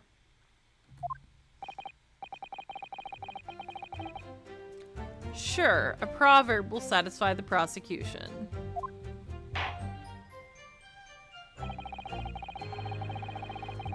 I'm afraid there's no conclusive proof to support the defendant's assertion. On the contrary, there are sufficient grounds to infer his guilt in this matter. Rude. Right? No.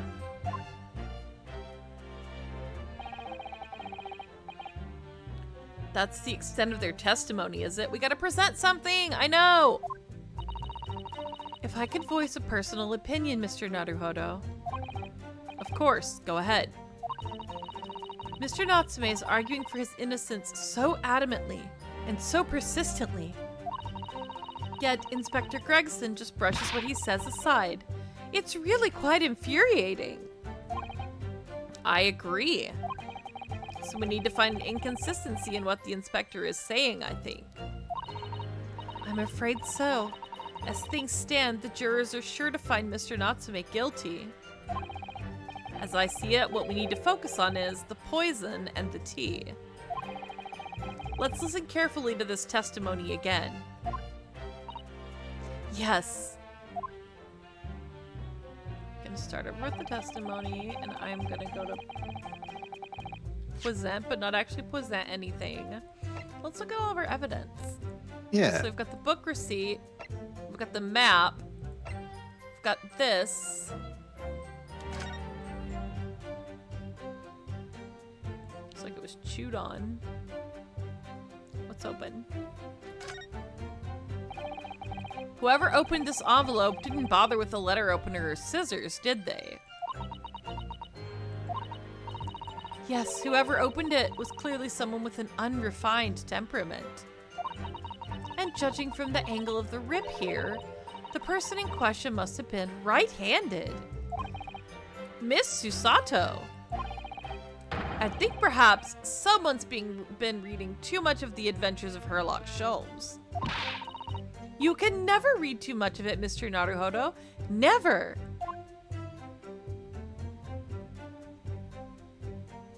it doth been examined. Okay.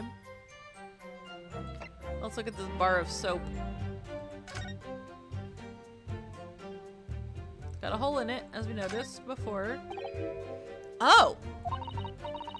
What is it, Mr. Naruhodo? This bar of soap. When we first found it, I could have sworn there was some sort of round disc in this depression just here. A reddish one. Yes, you're right. I remember it too. But now the depression is completely empty. Where could the disc have gone?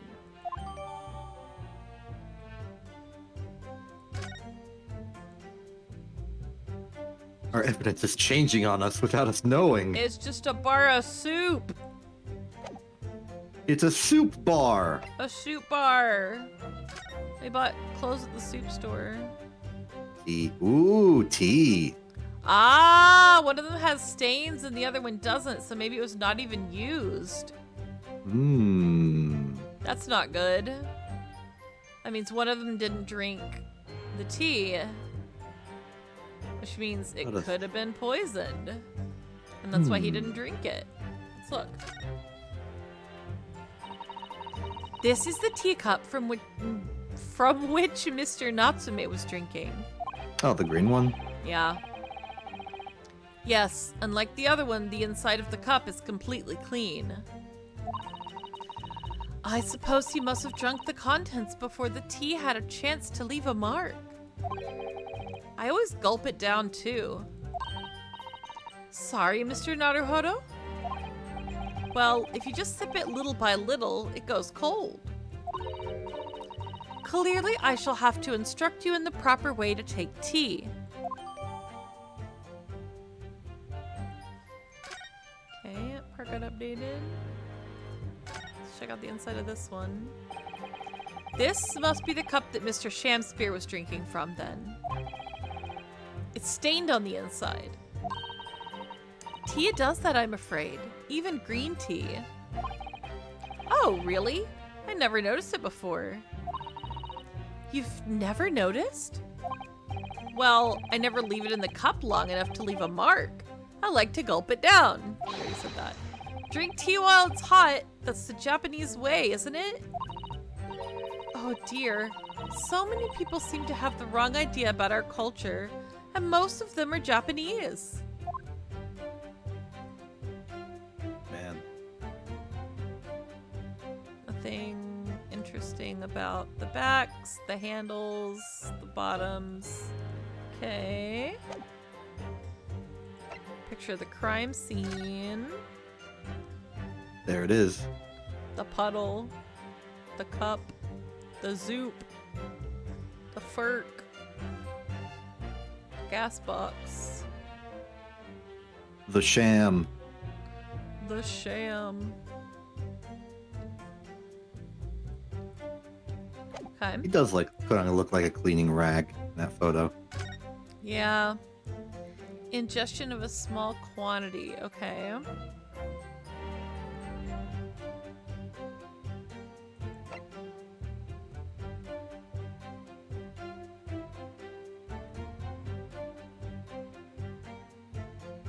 How did his pocket watch break when he collapsed if he just like flopped onto the table a little bit? Probably a really cheap pocket watch. Yeah, he's broke, so... Okay. Cat pic gotcha! I took some really good cat pics recently. Got some good close-ups of some beans.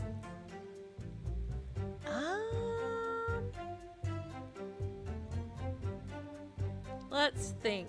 So it's probably gonna have something to do with the teacups or the autopsy report.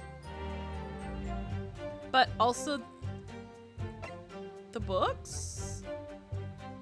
We found the books in there.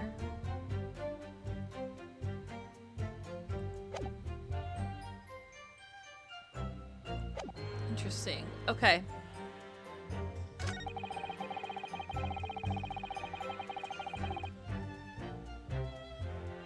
Okay, so can't we present the autopsy report here? This says that The poisoning was around 1:30 because he said he went at 11. That makes sense. Does that make sense? I think it makes sense. Should I present it, do you think? You can do that. I don't want to get a thing where it's like, you suck. We gotta start somewhere. At some point, we gotta start making dramatic assertions. Yeah. All right. We will present the autopsy report. Objection. Objection. Oh God, please make this happen. Mr. Natsume. Yes, good. You say it was 11 p.m. when you left to return to your room, correct? That's a good sign. Yes. Hold on. He did it. One word answer. One word answer. So proud of him. I'm doing something. Sorry, hold on. Pardon my slowness.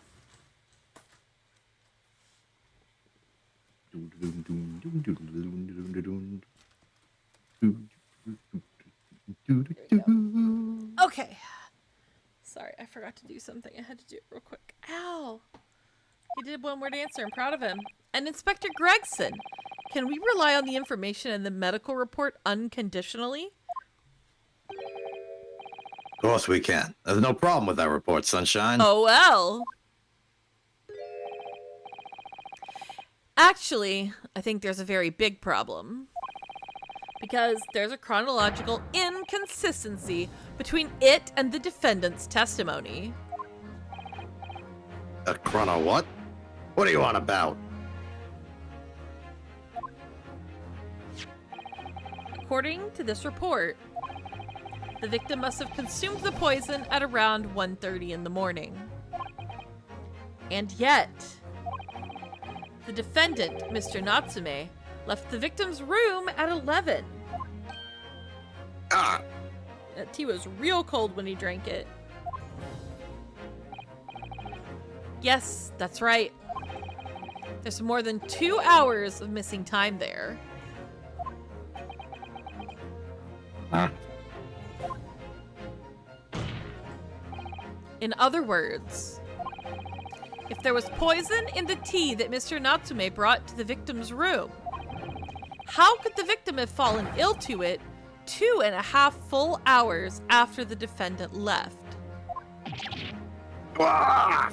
Wow, both of them? That's not good. Synchronized. Synchronized. The defense's argument is entirely reasonable. How do you respond, Lord Van Zeeks? Oh God, there he goes. There he goes. There he goes, everybody. There he goes. Pretend this is the tea. Uh-huh. Notice how I waited before drinking it. Pray forgive the discourtesy if my mind has wandered. He's ignoring us. You're a jerk. I was considering what cuisine would best complement the contents of my hallowed chalice this luncheon. Condescending piece of shit is what he is. How could it have happened, you ask? I do hate to shatter illusions, but my Nipponese friend appears to be chasing a phantom idea. A phantom? Is it so hard to imagine that the victim drank his tea after the accused had left? Yes. For example, at the time stated in the medical report. Yes, at around 1:30. Objection. Mr. Natsume brought the tea with him to drink together with his neighbor. And in Japan, there is a well-known saying, drink tea while it's hot. Objection. And in my country, there is an even more apt saying. There is nothing more refreshing than cool tea.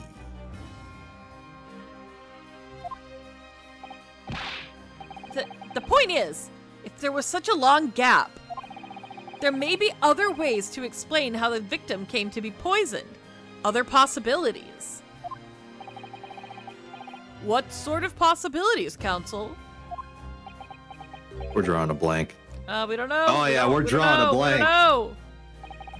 Well, for example, the man could have had another visitor. Another visitor. That's a very bold assertion, my learned friend. From someone who has nothing to substantiate it. Or the victim could have taken the poison of his own volition. You suggest this may have been a suicide, Counsel. Oh, ads. There we go, ads. It's ad time. Hmm.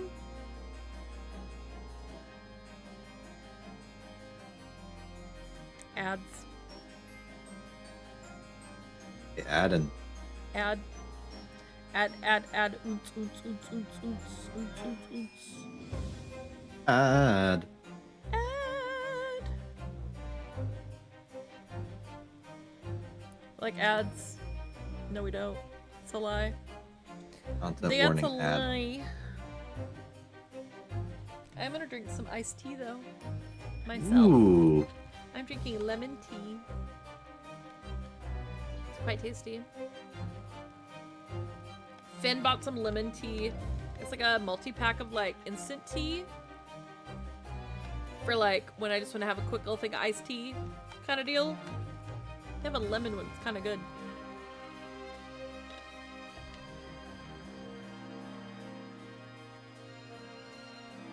Why is this? Lemon. What happened?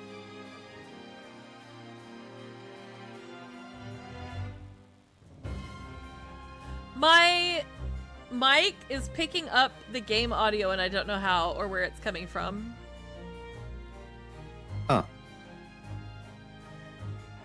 I have I my don't headphones hear it. on. Yeah, it's very quiet, but I can see it on the mixer. I'm like, what?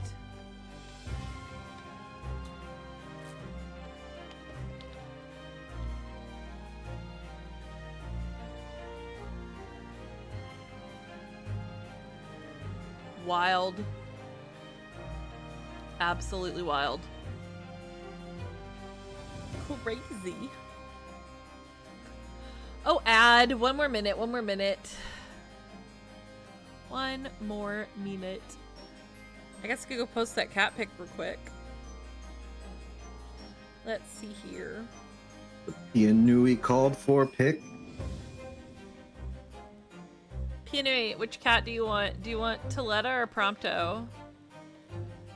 The choice is yours. You may select a cat.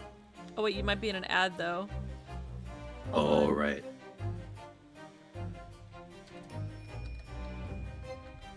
Oh, Prompto has been selected. Oh, Prompto has been selected. Okay, cool. Glad you got out of the ad in time. Let's do him looking like a handsome little man. Cat pick gotcha redemption for Pianui.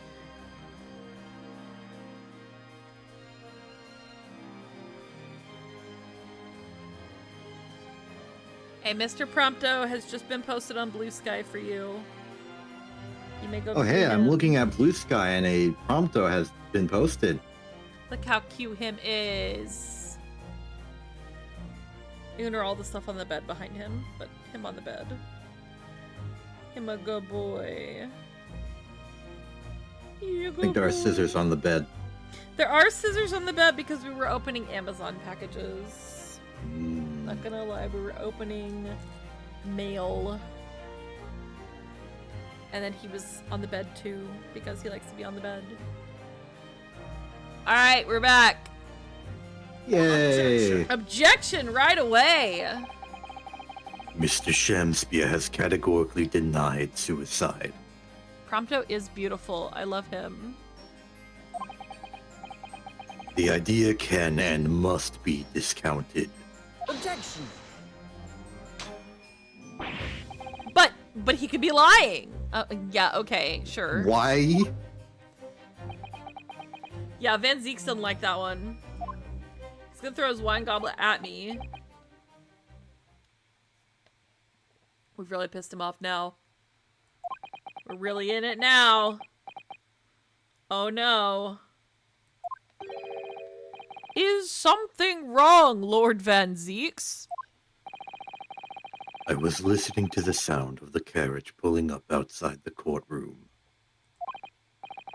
Pray, forgive the discourtesy. Carriage? What carriage?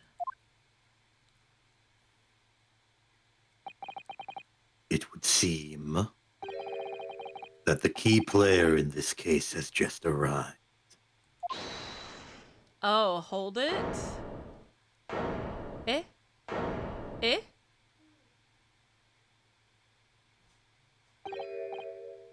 Out, out, brief candle. Life's but a walking shadow. Get him out of here. Oh my god. A poor player that struts and frets his hour upon the stage and then is heard no more. Kermit walks in, right? He's arrived. Hey Sal, what's up? The man is here. It is a tale told by an idiot full of sound and fury, signifying nothing. I like that this man knows, like, one thing.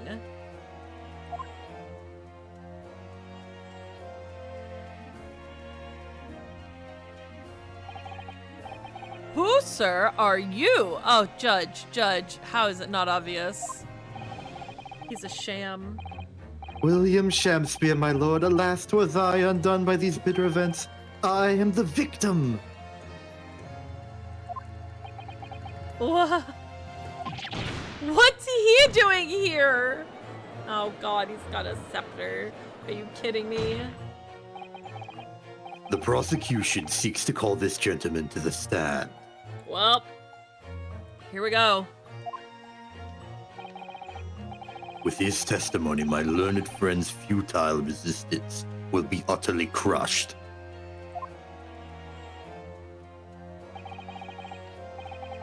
You're calling him as a witness. Very well, counsel. I grant your request with interest. I'm curious to discover what the court shall hear from the victim himself. I'm not the best expert on criminal law. When does when does he become a plaintiff? Like how like unsevere of a crime does it have to be I don't before know. he goes from being like a victim to plaintiff? I don't know. I guess it depends on what document you're looking at. Happy am I, Shakespeare, to regale thee with my tale of woe, my lord. But I still have my own tale to tell, my own tale of worse woe. I can regale the court with the tale of my perfect innocence in perfect English. That will do, Mr. Natsume. Let the court now hear from the victim. Oh boy, I got both ends of the spectrum here. Oh, you are about to be going crazy. Are you kidding me with these mother... Oh my god, no. Banana Man is here. The B-man is here. The B-Man. Alright, so that's Mr. Shakespeare.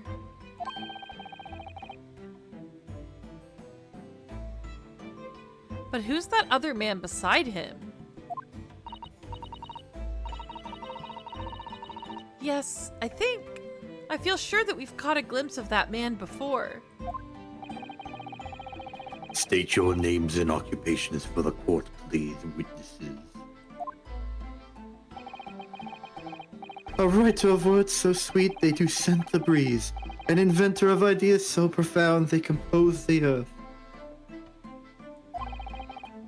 The unrivaled poet, the unmatched scribe, William Shakespeare. Was a great bard to be recalled to life anew? Oh, what a magnificent man! Good fellows, I am he who ponders such a miracle, William Shakespeare. God.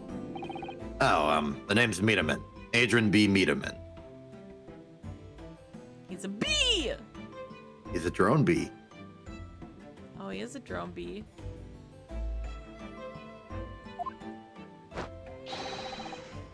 I work for the Altamont Gas Company, East End branch office. He's a meter reader. Okay. Ah, I remember now. It was yesterday on Briar Road.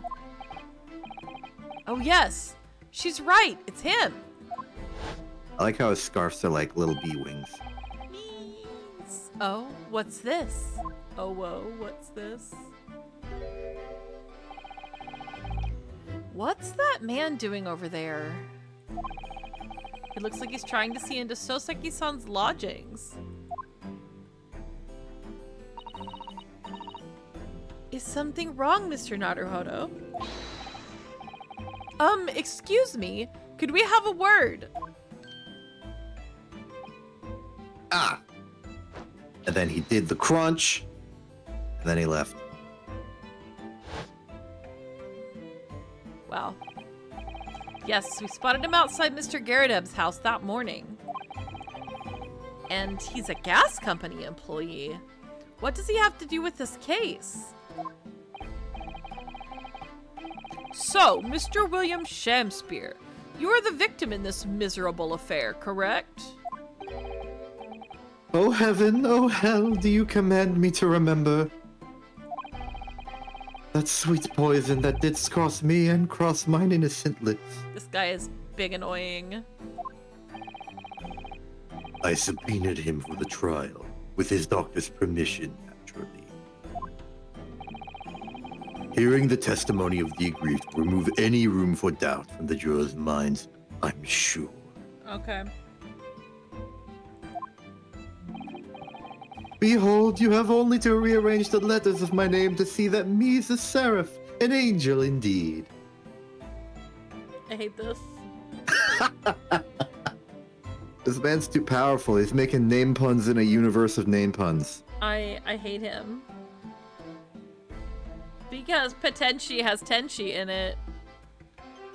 Yeah. You get it. You know exactly what happened here. Fuck my life. Know I hate exactly this. What I know just enough Japanese to be annoyed. God. Thus be I noble of mind, sweet of nature, and verily honest of heart, as all heavenly angels be. This man is lying through his teeth. Oh god, we're gonna see him go off. Cool. Love that for me. This is one of my favorite characters from the Professor Layton tie-in game. Because there isn't a less contrived meaning in your name. Nope, not at all. The jurors seem to be very moved by this man, I'm afraid. Don't tell me they're falling for the seraph routine. They're actually taking this seraph anagram idea seriously. Thank you, witnesses, for your illuminating introductions. But, my lord, what's the man next to Mr. Shamspear doing here? The gas man, I mean. What? Me? Well, now. Allow me to enlighten my learned friend.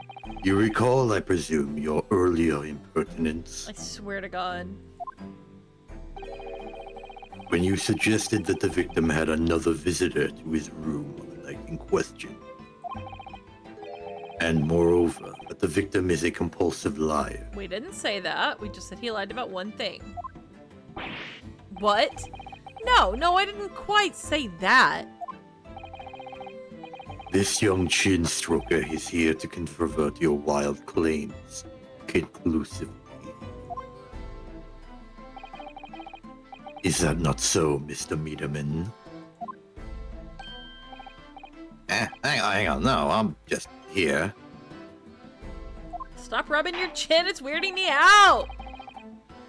I hereby call for your formal testimonies. You will tell the court as lucidly as possible what happened on the night in question. One may smile and be a villain. Yes, it doth pain me, but let the truth be spoken. The truth of that wintry night of my discontent. I hate him. All of the budget on this game was made for his animations. I swear it was. No, the chin rubbing is gonna piss me off. The chin rubbing. Why? I don't know. It's just making me feel weird. I don't know why. I literally don't know why. It's just the big chin characters always make me feel weird, and then he's rubbing it, and I'm like, stop rubbing your bulbous chin. Heck, what have you got against Popeye working for the gas company? Popeye can fuck off. God. The wintry night of my discontent. It's fine. The snow lay about. My neighbor did cometh in the evening, bearing a gift of tea. But merry bitter was his drink, and when he left, I did fall prostrate on my table. Good night, Pianui. Thank you for stopping by. Good night. 'Twas the tea alone did pass my lips that late hour, naught else. I was outside this bloke's window in the freezing cold all night, keeping an eye on his room. Why? No one else visited his room but that short little round-backed Eastern fella. What? Wait, what did you say? You were keeping an eye on Mr. Shamspear's room all night? That's right. Of course, the bloke's window is all but blocked up, isn't it? But there's a little gap in the bricks where you can see into the room. Okay, weirdo. So I spent the night trying to keep my teeth from chattering as I peered in through that. The question is, sir, why? Ah! Well, now, that's because he's on my list. I'm sorry. He's on the list. He's on the list. What a piece of work is a man. Wherefore wouldst thou not stare in wonderment? I'm gonna kill him. He didn't die the first time, but the second time he won't be so lucky. What are you talking about? Exactly. This buzzing busybody hath not part in this play. Oh God, not the bees! Ah! Not I the pray bees. thee, pay him no heed. Make no more ado about his tedious words. Then why is he here? I think he just walked in. What'd you say about me? His little bee butt bag. Calm yourself. You calm yourself. This court is concerned with what happened on the night in question. Nothing more. I'm concerned. Indeed, that is so. And as the testimony we have just heard clearly reveals, there was no other than the accused present at the time who could have carried out this crime. Except the meter reader. Reader of the meter. Where are you talking? Not you, them. Well, I'm sorry. I believe this may be the final testimony of the trial. Now, counsel, the defense may proceed with the cross-examination. I'm gonna press I'm these gonna be buttons. honest, I did not feel offended by that until you clarify. I did. Not you, the jury. Why is the jury talking, not you? Damn. Delayed reaction much. I would never tell you to shut up. You're fun. They're not. They're the jury. Fine, guess I'll say more words. Oh my god, like you've been doing this whole time because I make you voice everyone. Yep. Hold on, let me Uh-huh. I'm gonna look up list of words. See what I get. You're gonna get something from like ChatGPT. Consider is the first word I got. Then we got minute. Okay. Actually, I believe it's minute in the example they've given me. Okay. Then we have accord, evident, practice, intend. There's 1,000 of these here. You may want to stop me. Yeah, but this just Concern. sounds like court words. Commit, issue, approach. You're right, it does. It does. It's apropos. Establish, You can't stop you until utter, it's inappropriate. conduct, engage, obtain, scarce, policy, straight, stock. Okay, Why are we've these deviated. all... We've deviated from the courtroom terms. No, wait, we're back. Apparent, property, fancy. A fancy? Okay, fancy. No, I'm done. No, but hold on. Nope. The next word is court. The next word is court. Why are we like this? This could have been an ad break, but instead... Okay. I'm just kidding.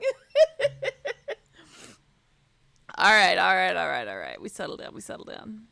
Yes, my lord. Press! I'm gonna put my finger on the Q. Cross-examination. Fuck you, nobody cares what you have to say. Press. I just want to press. There we go. Stop talking and let me... To be clear, by neighbor, you are referring to the defendant, Mr. Natsume. Oh, indeed, sire. Perchance thou wouldst that I call him the man from upstairs? Damn, fuck off with that attitude. And at what time did the mustachioed... Mustachioed? I don't know why that broke me, but it did. He's pistachioed. And at what time did the mustachioed Nipponese visit you in your room? You can't even stop laughing long can't enough to finish that line. It's not the word mustachioed. I would say that as well. It's Van Zeke saying it. I think. He's. I can do this. And at what time did the mustachioed Nipponese visit you in your room? Yay! I did it. I lived. He survived. Our meeting was promised for the hour of 9, and lo, did he come to tender a gift of fragrant tea. Details which are in accordance with the defendant's own testimony, yes. And we were broiled in such a literary debate as history hath not seen before. By which I presume he means their discussion about who was the stronger, Romeo or Juliet. I, Shakespeare, did play the part of young Romeo, whilst my neighbor played the fair Juliet. I can't with this. Each of us dressed as would our characters be to bring weight upon our merry experiment. I can't believe. I dare not imagine the scene. Damn. Walking away. Cold. Frailty, thy name is woman. Canst thou imagine how dismayed I was? Yes, I had heard of the Eastern arts of jujitsu, but ne'er did I dream 'twas be a skill practiced by the comely maiden. I can't handle all of his animations. Juliet beat Romeo up? This is not helping our case. I believe the court has heard enough about your earth-shattering literary debate. Oh, but wait. What if more? Perhaps you could reiterate your statement about the tea that the accused brought to your room. My liege, I am thy servant. Gladly I would do thy bidding. Why's your face pointy?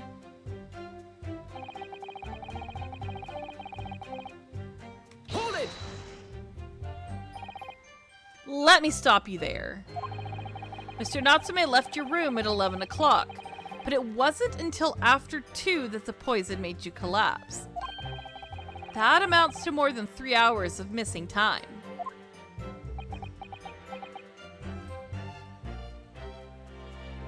I'm sorry.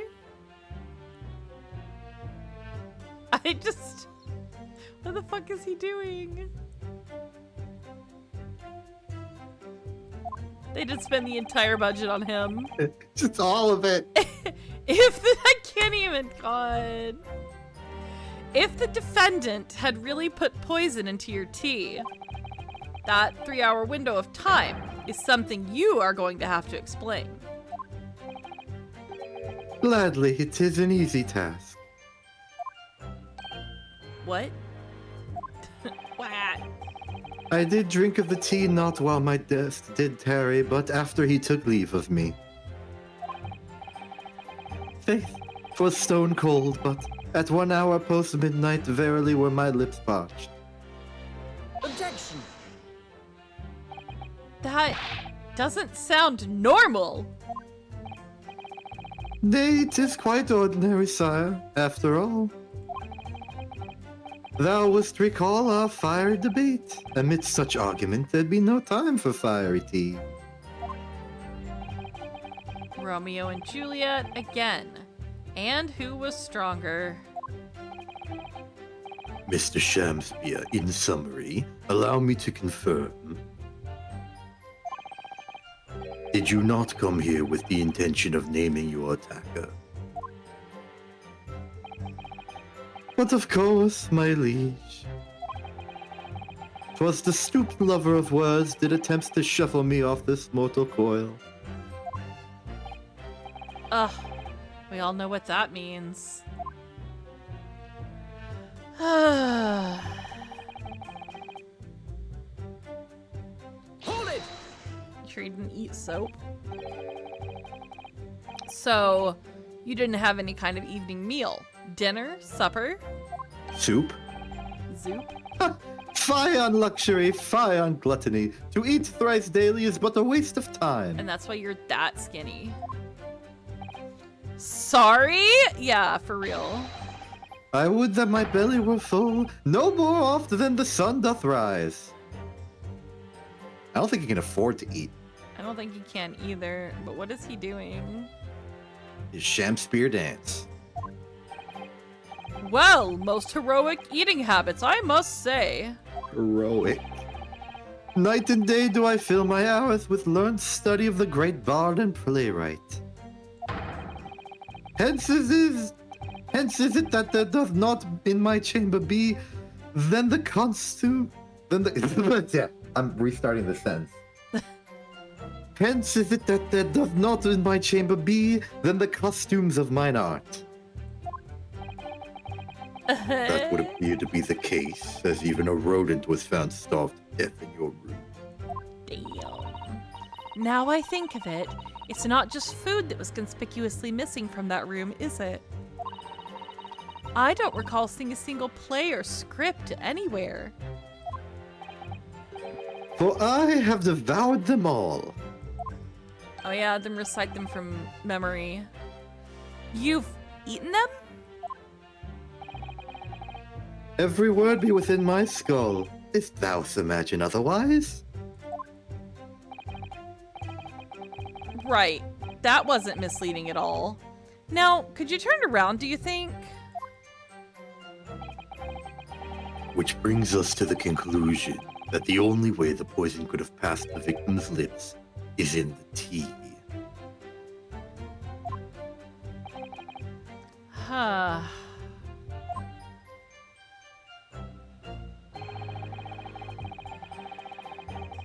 Hold it. You are a weirdo. But the windows of that house have all been filled in. A historical artifact of the now defunct window tax. Yeah, you're right there. All bricked up horribly. But as it happens, there's a little part of the brickwork at the bottom corner that's been opened up. Stop rubbing your face! I was looking in through that gap. I'm just gonna cover him up while I read. Yes, there were a few bricks loose, weren't there? And for some strange reason, a couple of bars of soap lined up on the ledge outside as well. I don't like going around poking my chin in other people's business, especially on freezing cold nights.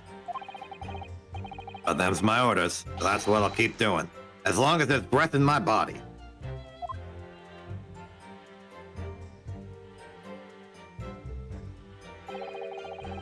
What's with all the theatricals today?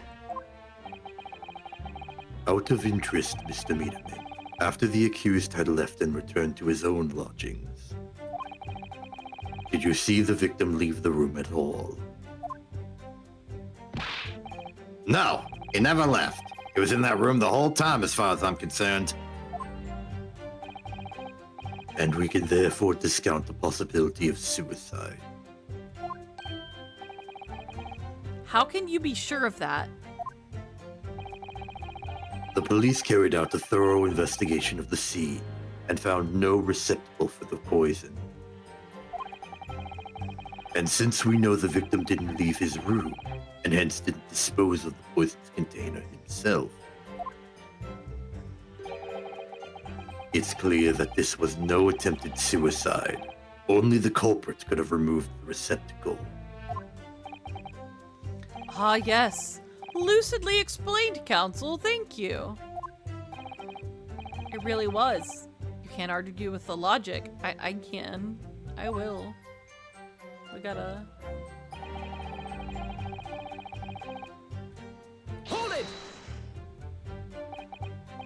You say a short little round-back Eastern fella, so you can't be sure it was the defendant then. That's not gonna hold up, Renowski. No. How many other short little round-back Nipponese with a mustache do you think there are in London? At least 20. Well, of course, it's only a narrow gap and it was quite dark, so I didn't notice the mustache. But he showed up at around 9, so I'm pretty sure of myself. Why are you standing there for 5 hours? And when the person you saw arrived, did he and Mr. Shamspear drink tea together?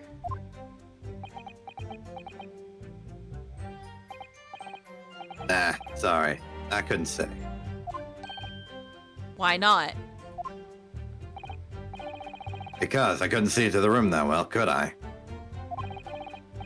But what I did see was the silhouette of that little round-backed fella wearing a pretty dress. I hate this game. Then the pair of them started some kind of wrestling match. I tell you, I didn't know what to make of it.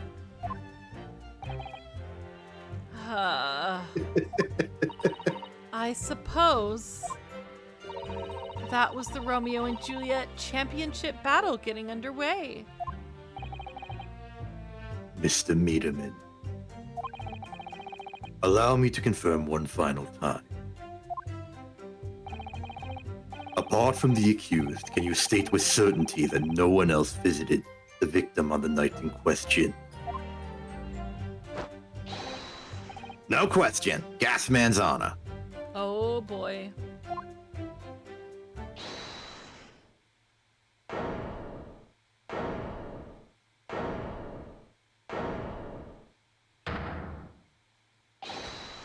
My lord! Goodness me. Yes, Mr. Foreman? I've kept my mouth shut and listened up to now, but this has gone on long enough. Are y'all with me? Yes! Yes. Yes. Yes. Are we to understand that you ladies and gentlemen of the jury are in agreement with one another? That you've reached a unanimous decision? Too right we have. Are y'all with me? Yes! Yes! Yes! Yes! Yes! Yes! Yes. Yup. Wait, no. The defense is in the middle of a cross-examination.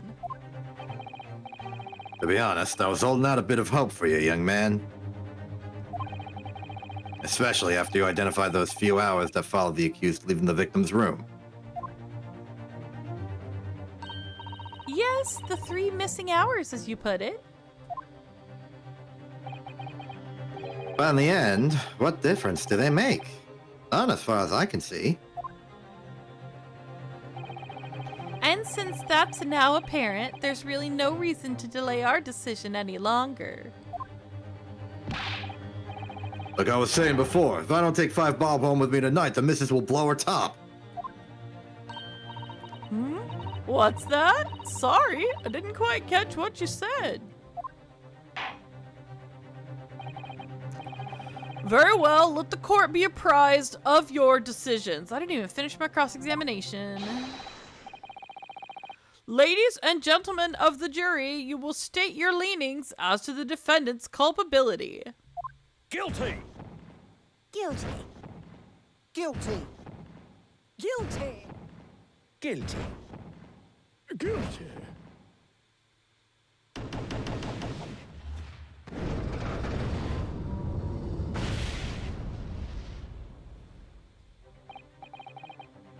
All of you?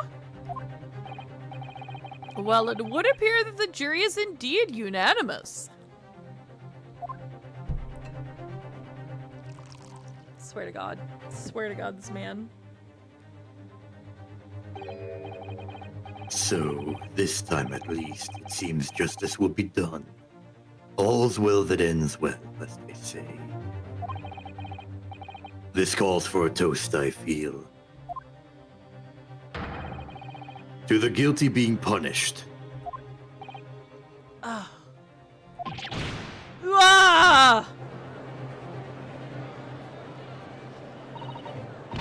Get up, Mr. Naruhodo, please! The trial isn't over yet. What do you mean, Miss Susato? What about the information I found in this encyclopedia of British law I have? That obscure right that belongs to the defense in these situations. Remember? Oh yeah, they gotta reintroduce it because this is game 2. Right? Because we all forget that it's real. A summation examination. Yes, that's right. We don't have a jury in Japanese courts, of course. But here in a British court of law, if we can reverse the decisions of a majority of the jurors, we can force the trial to continue. This trial can't end now. Whatever it takes. I just can't let that happen. The defense moves to invoke its right to a summation examination, my lord.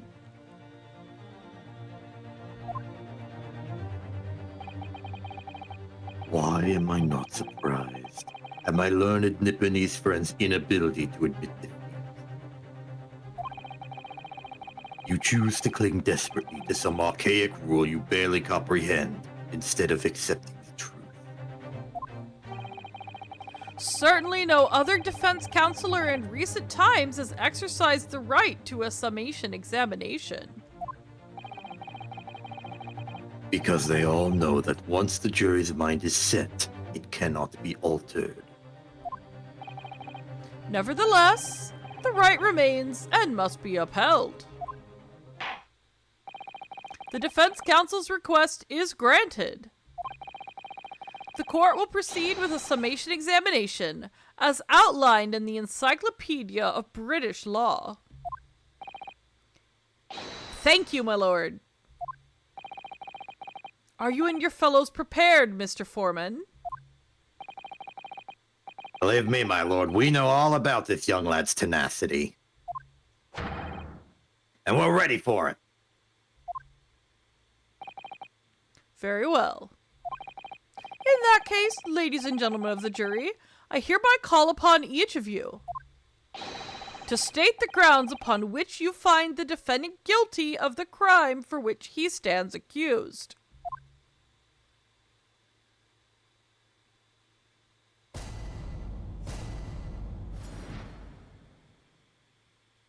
Okay. The victim may not be well off, but he's a noble man and straight up. There's no reason to doubt the man. Well, I do declare the good gentleman has no reason to lie. In fact, I think he's rather splendid. Oh boy. Just look at the accused by comparison. He's Japanese, stoops all the while, and has a mustache. Very fishy. There's no evidence to suggest the gangling actor is a fraudsman, really, except his name. For now, at least. I really don't care. I just need this trial to end quickly. 3 hours of missing time is nothing when you reach my age, you know? Nothing at all. So I gotta pit these guys against each other again. Cool. I knew it. Every single one of them seems completely convinced. It would seem that all the jurors have come to the conclusion that Mr. Shakespeare is a fine, upstanding, and honest citizen. If you ask me, they've all been bewitched by his strange theatrical movements. His movements. Keep moving. And sadly, nothing Mr. Natsume has said appears to have registered at all. Well, here goes. Let's not forget. I've pleaded with the jury on Soseki-san's behalf before, and it worked. So you never know. Before we begin, it might be an idea for me to remind you exactly how a summation examination works, Mr. Naruhodo. I don't need the tutorial again. Oh. Well, you're still very new to British law, after all. That's true, I suppose. And Soseki-san's fate is entirely in my hands now, too. There's always a chance I might have forgotten some crucial detail. Perhaps I should hear Susato-san out. I can't talk. I wonder, should I let her talk me through it again or not bother? No need. We've been here. We've been here. We're here right now. Thank you for the kind offer, Miss Susato. But I've been through plenty of these summation examinations already now. I think it's important that we don't delay the start any longer than necessary. Of course, I understand, and I'm quite sure you're right. If you're confused by anything at any point, you can turn to me for advice whenever you like. I'll be here for you. The key to this is really listening carefully to each juror's statement. Finding two that are contradictory and pitting the corresponding jurors against each other. Without further ado, please, counsel, proceed with the summation examination.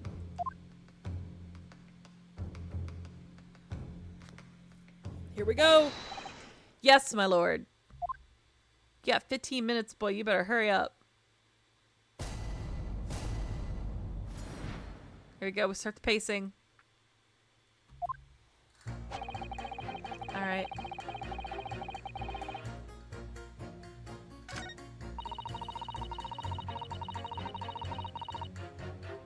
Okay, those two kind of agree with each other. You guys are racist.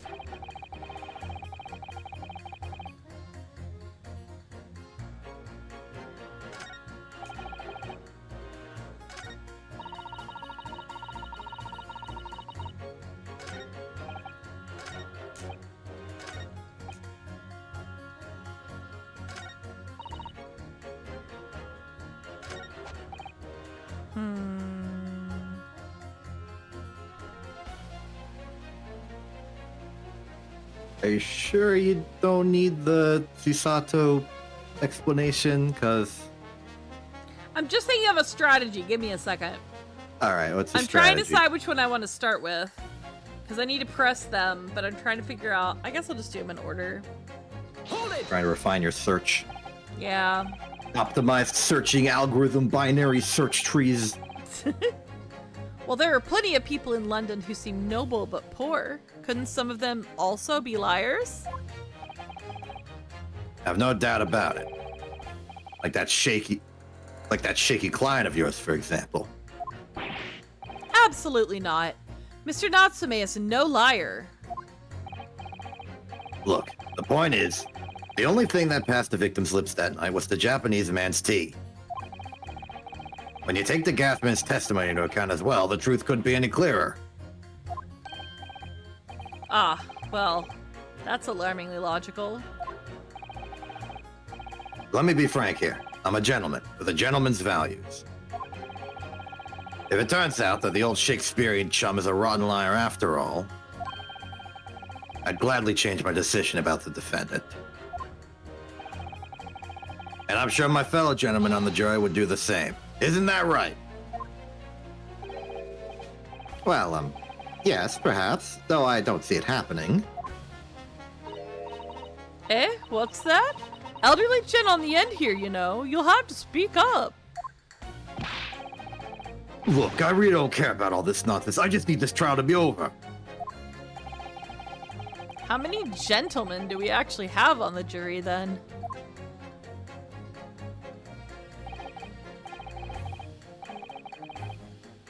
All right, sir, I may hold you to that. Don't forget what you said.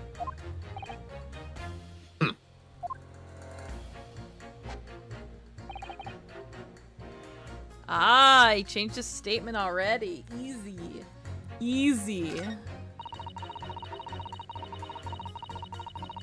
Hold it! Are you saying you believe the man to be trustworthy because he's rather splendid? No, that's not what I said. The point is, the man is the victim here. What reason would he have to lie? And yes, he is rather splendid. So you say, yet again. Meanwhile, the man who stands accused behaves so suspiciously, it's exhausting to look at him. I'm afraid he's not splendid at all. Splendid logic there, madam. Thank you so much. So she's gonna be a failure here for me. Hold it! No, no, no. Not one of those things is a reason to find the man guilty. But he is fishy. There's no point dancing around the fact. He's Japanese, he has a mustache, and he stoops. Wow. You see, you arrive at the conclusion in just 3 steps. 3 steps, like a waltz, in fact. Wow. You know, the more I think about it, the more this trial seems like a dance. You seem to be several steps ahead of yourself, though, and you're on the wrong foot. No, there's nothing but circumstantial evidence here. There's no actual proof of the defendant's guilt. But the victim's version of events is backed up by what the big-chinned man next to him says, isn't it? 1, he saw the Japanese man there. 2, he saw no one else. And 3, he saw the Japanese man there. Oh! That's another 3 steps. All this really does seem more and more like a waltz, doesn't it? Right, and the prosecution will waltz its way to victory if I let you speak much more.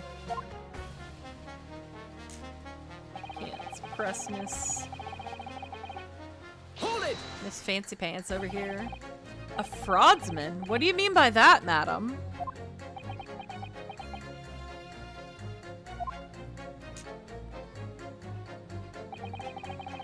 It really is the most tiresome problem for the company. Most irritating. We can be absolutely certain that a customer is stealing from us, but without hard evidence. We can't even threaten to take action for fear of being sued. I'm sorry, you've lost me a little there. Who are you? I'm the wife of Augustus Altamont, owner of the Altamont Gas Company. Oh, I see. It's why she's in yellow too. She's the queen bee. I get her outfit now. Makes sense. Good gracious, Altamont Gas, you say? Gas is the future of energy in this company and around the globe, but proper handling is essential. As I'm sure our employee from the East End branch office would be the first to agree.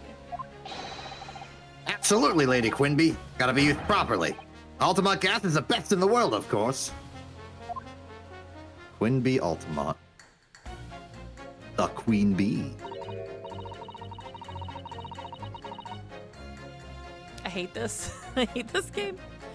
Ah, I think we may have solved the mystery of the bow. Oh yeah, the bow from earlier, Mr. Naruhodo. Right, he bowed in deference to his employer's wife, did he? Ah, so would I be right in assuming that the reason Mr. Meterman was watching what Mr. Shamspear was up to in his room? I'm afraid that there's no end to the lengths the population of the East End will go to in order to steal our gas. So I really have no choice when the company identifies somebody as a possible fraudsman.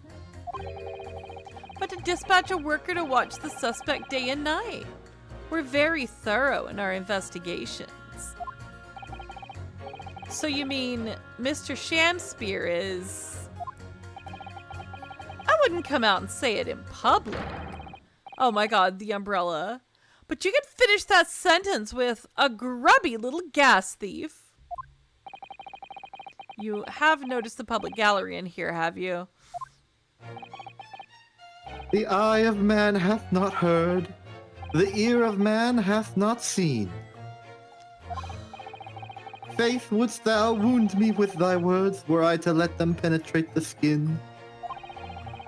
But seraphs hear not insults, only choirs of angels in song. We may not have evidence yet, but my workers won't stop buzzing around you until they find it. And when they do, you'll find yourself blasted back to your angelic heights in an Altamont gas explosion. Damn, okay. The threats are real. So Mr. Shamspear has been stealing gas. I wonder, juror number 4, if you wouldn't mind adding that information to your statement. My pleasure. Was it the bit about ripping that thief apart you enjoyed? A little before the part about abject violence, if it's not too much trouble. Yes, of course. This could be it. This could shift the balance.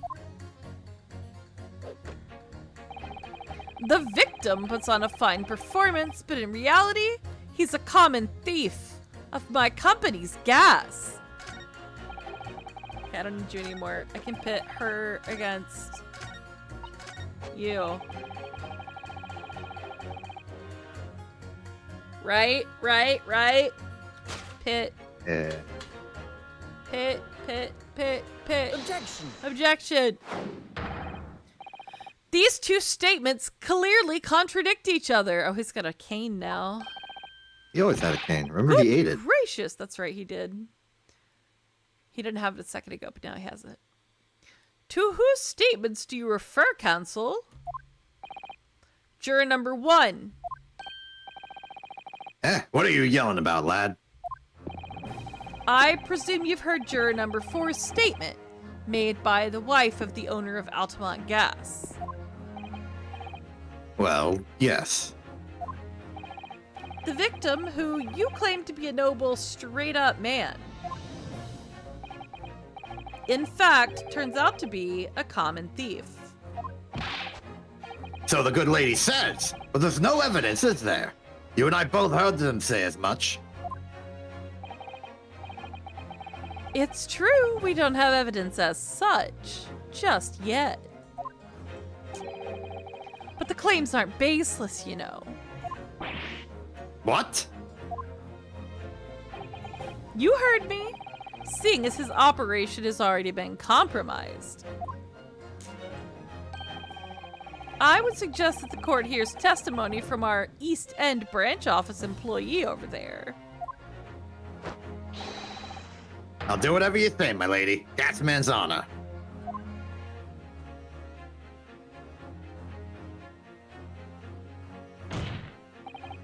Juror number 1, you say you're a man of your word. If I could show that Mr. Shamspear was a liar, you assured me that you would reconsider your decision about the defendant's guilt. Yes, I did say that. And as a man of honor, I'll hold to it. As I'm sure the other gentlemen of the jury will. Me? Oh, well, yes. Now that we found out the man's a liar, perhaps we ought to consider the matter further. Well, if I'm perfectly honest, I haven't heard half of what you've all been saying. So if this means you'll recap a few points, that would suit me down to the ground. Oh no, I'm not having any part of this. I want this trial over and done with. In that case, I shall change my leaning. So, Mr. William Shamspear, if that is your real name, we of the jury demand to know exactly what kind of a man you really are. sheet. Dong. That's 4 jurors? 4 for not guilty? Yes, Mr. Naruhodo. Victory! Surprised himself there, didn't he? Order! Order! Well, this is quite extraordinary, I must say. As a result of the defense's summation examination, the jury's leaning has changed. Now only 2 jurors say guilty, whilst 4 say not guilty. I therefore declare this court to be in a state of disaccord and order the trial to continue.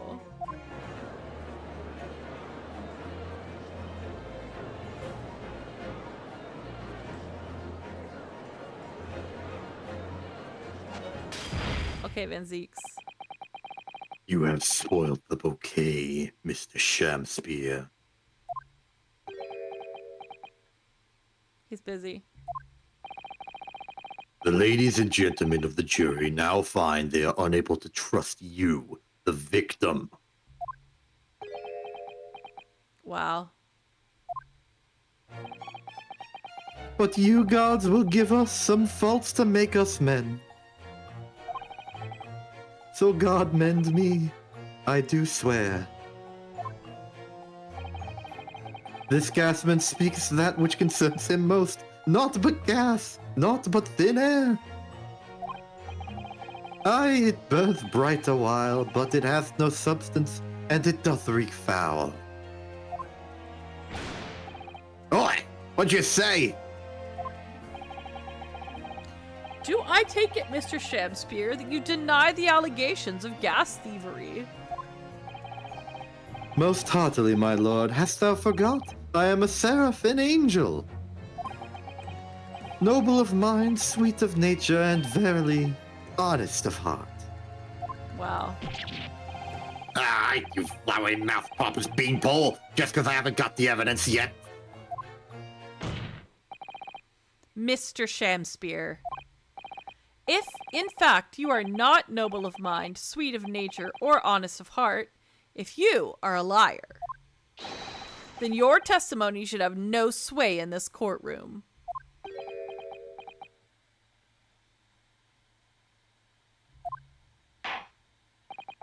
It is my considered opinion that at the present time no other possible culprit of this crime has been identified. All testimony heard by the court thus far heavily implicates the defendant. In short, it would not be unreasonable at this stage for me to rule on the case. Oh no. However, in light of the fact that the jury has expressed concern about the fidelity of this witness, I believe it would be inappropriate for this court not to pursue the point further. Objection! I assure you, my lord, that would be a waste of the court's time. The gas and this case are unrelated. Juror number 4. Yes. Didn't you say before that although you had no hard evidence to prove this man had been stealing gas, you have strong grounds for suspecting him? That's right, we do. Don't we, worker? Absolutely, Lady Quinby. Gasman's honor.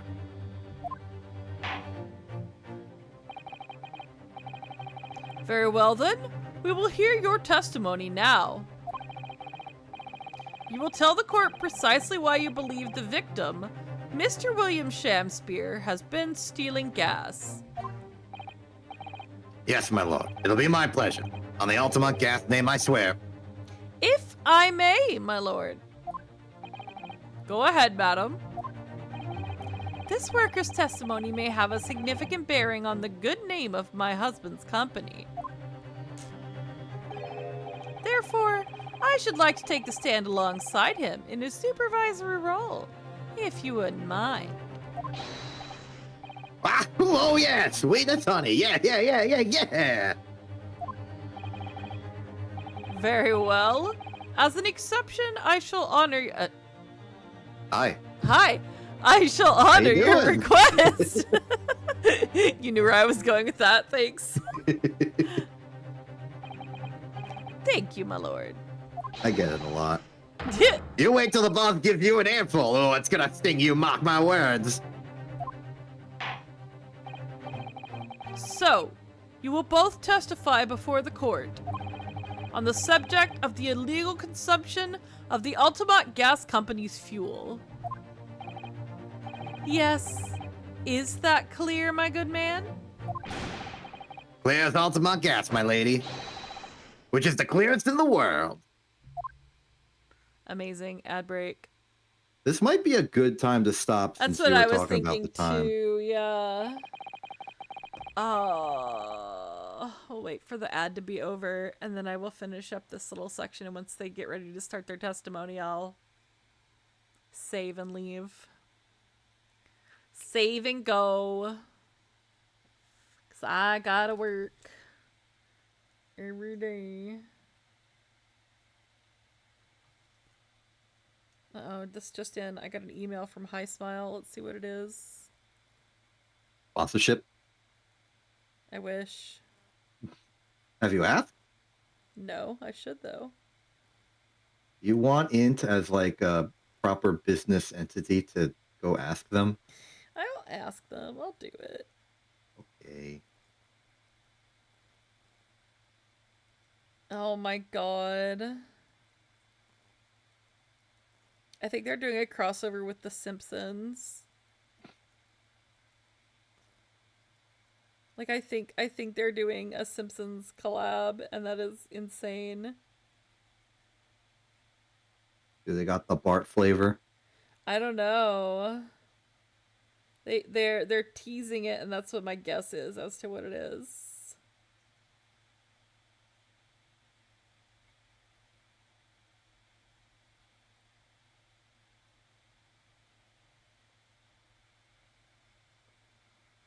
Glad people like my cat pictures.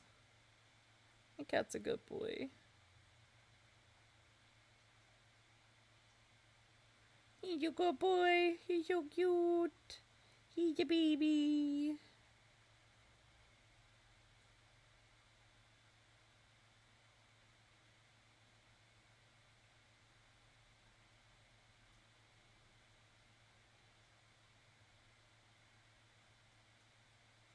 Do do do do do do do do. 50 seconds. Woo woo.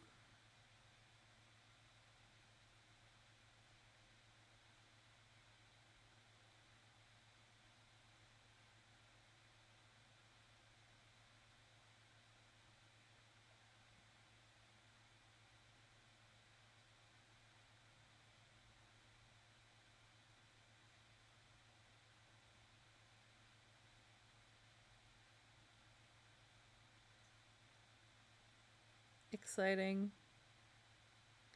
Exciting. Almost back. 8 seconds.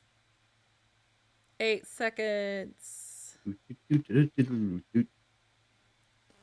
We're back. Okay. Do you think the Yay. gas has gone to his head, Miss Susato?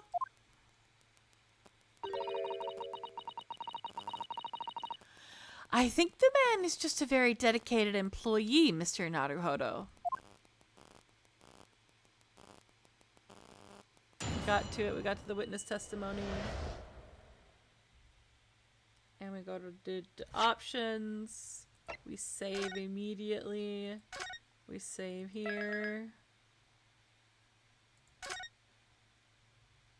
We go back. And we can go back to title. I saved it.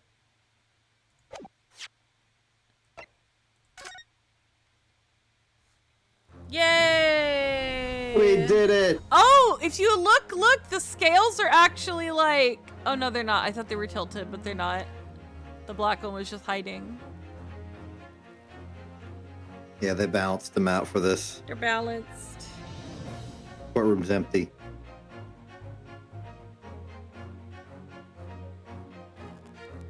Whee.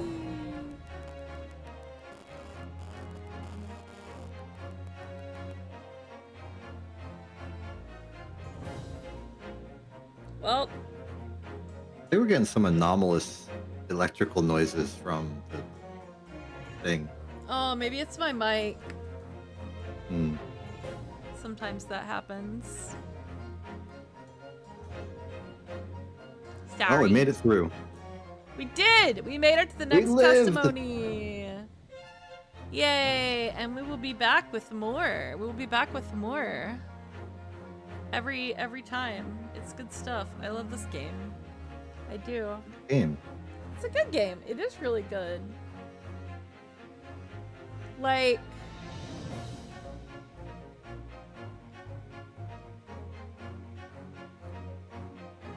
I don't...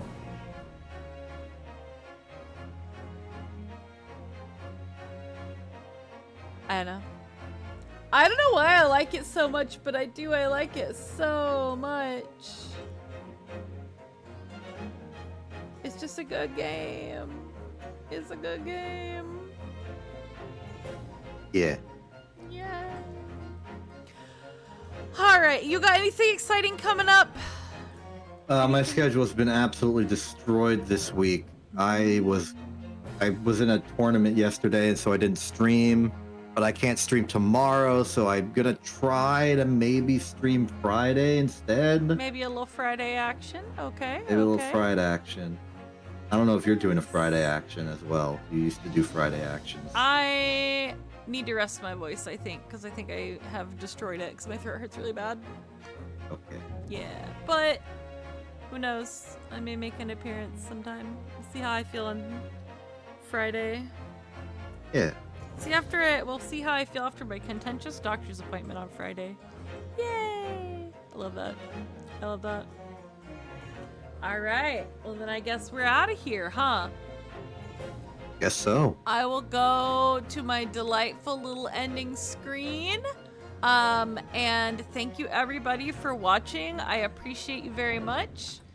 We appreciate you very much. And this has been Ascella and Exception and the Great Ace Attorney Chronicles. Yeah. Yeah. I love this game. It's good. It's good. It's good. It's good. Okay, I'm leaving now. Bye. Bye. Goodbye. Farewell.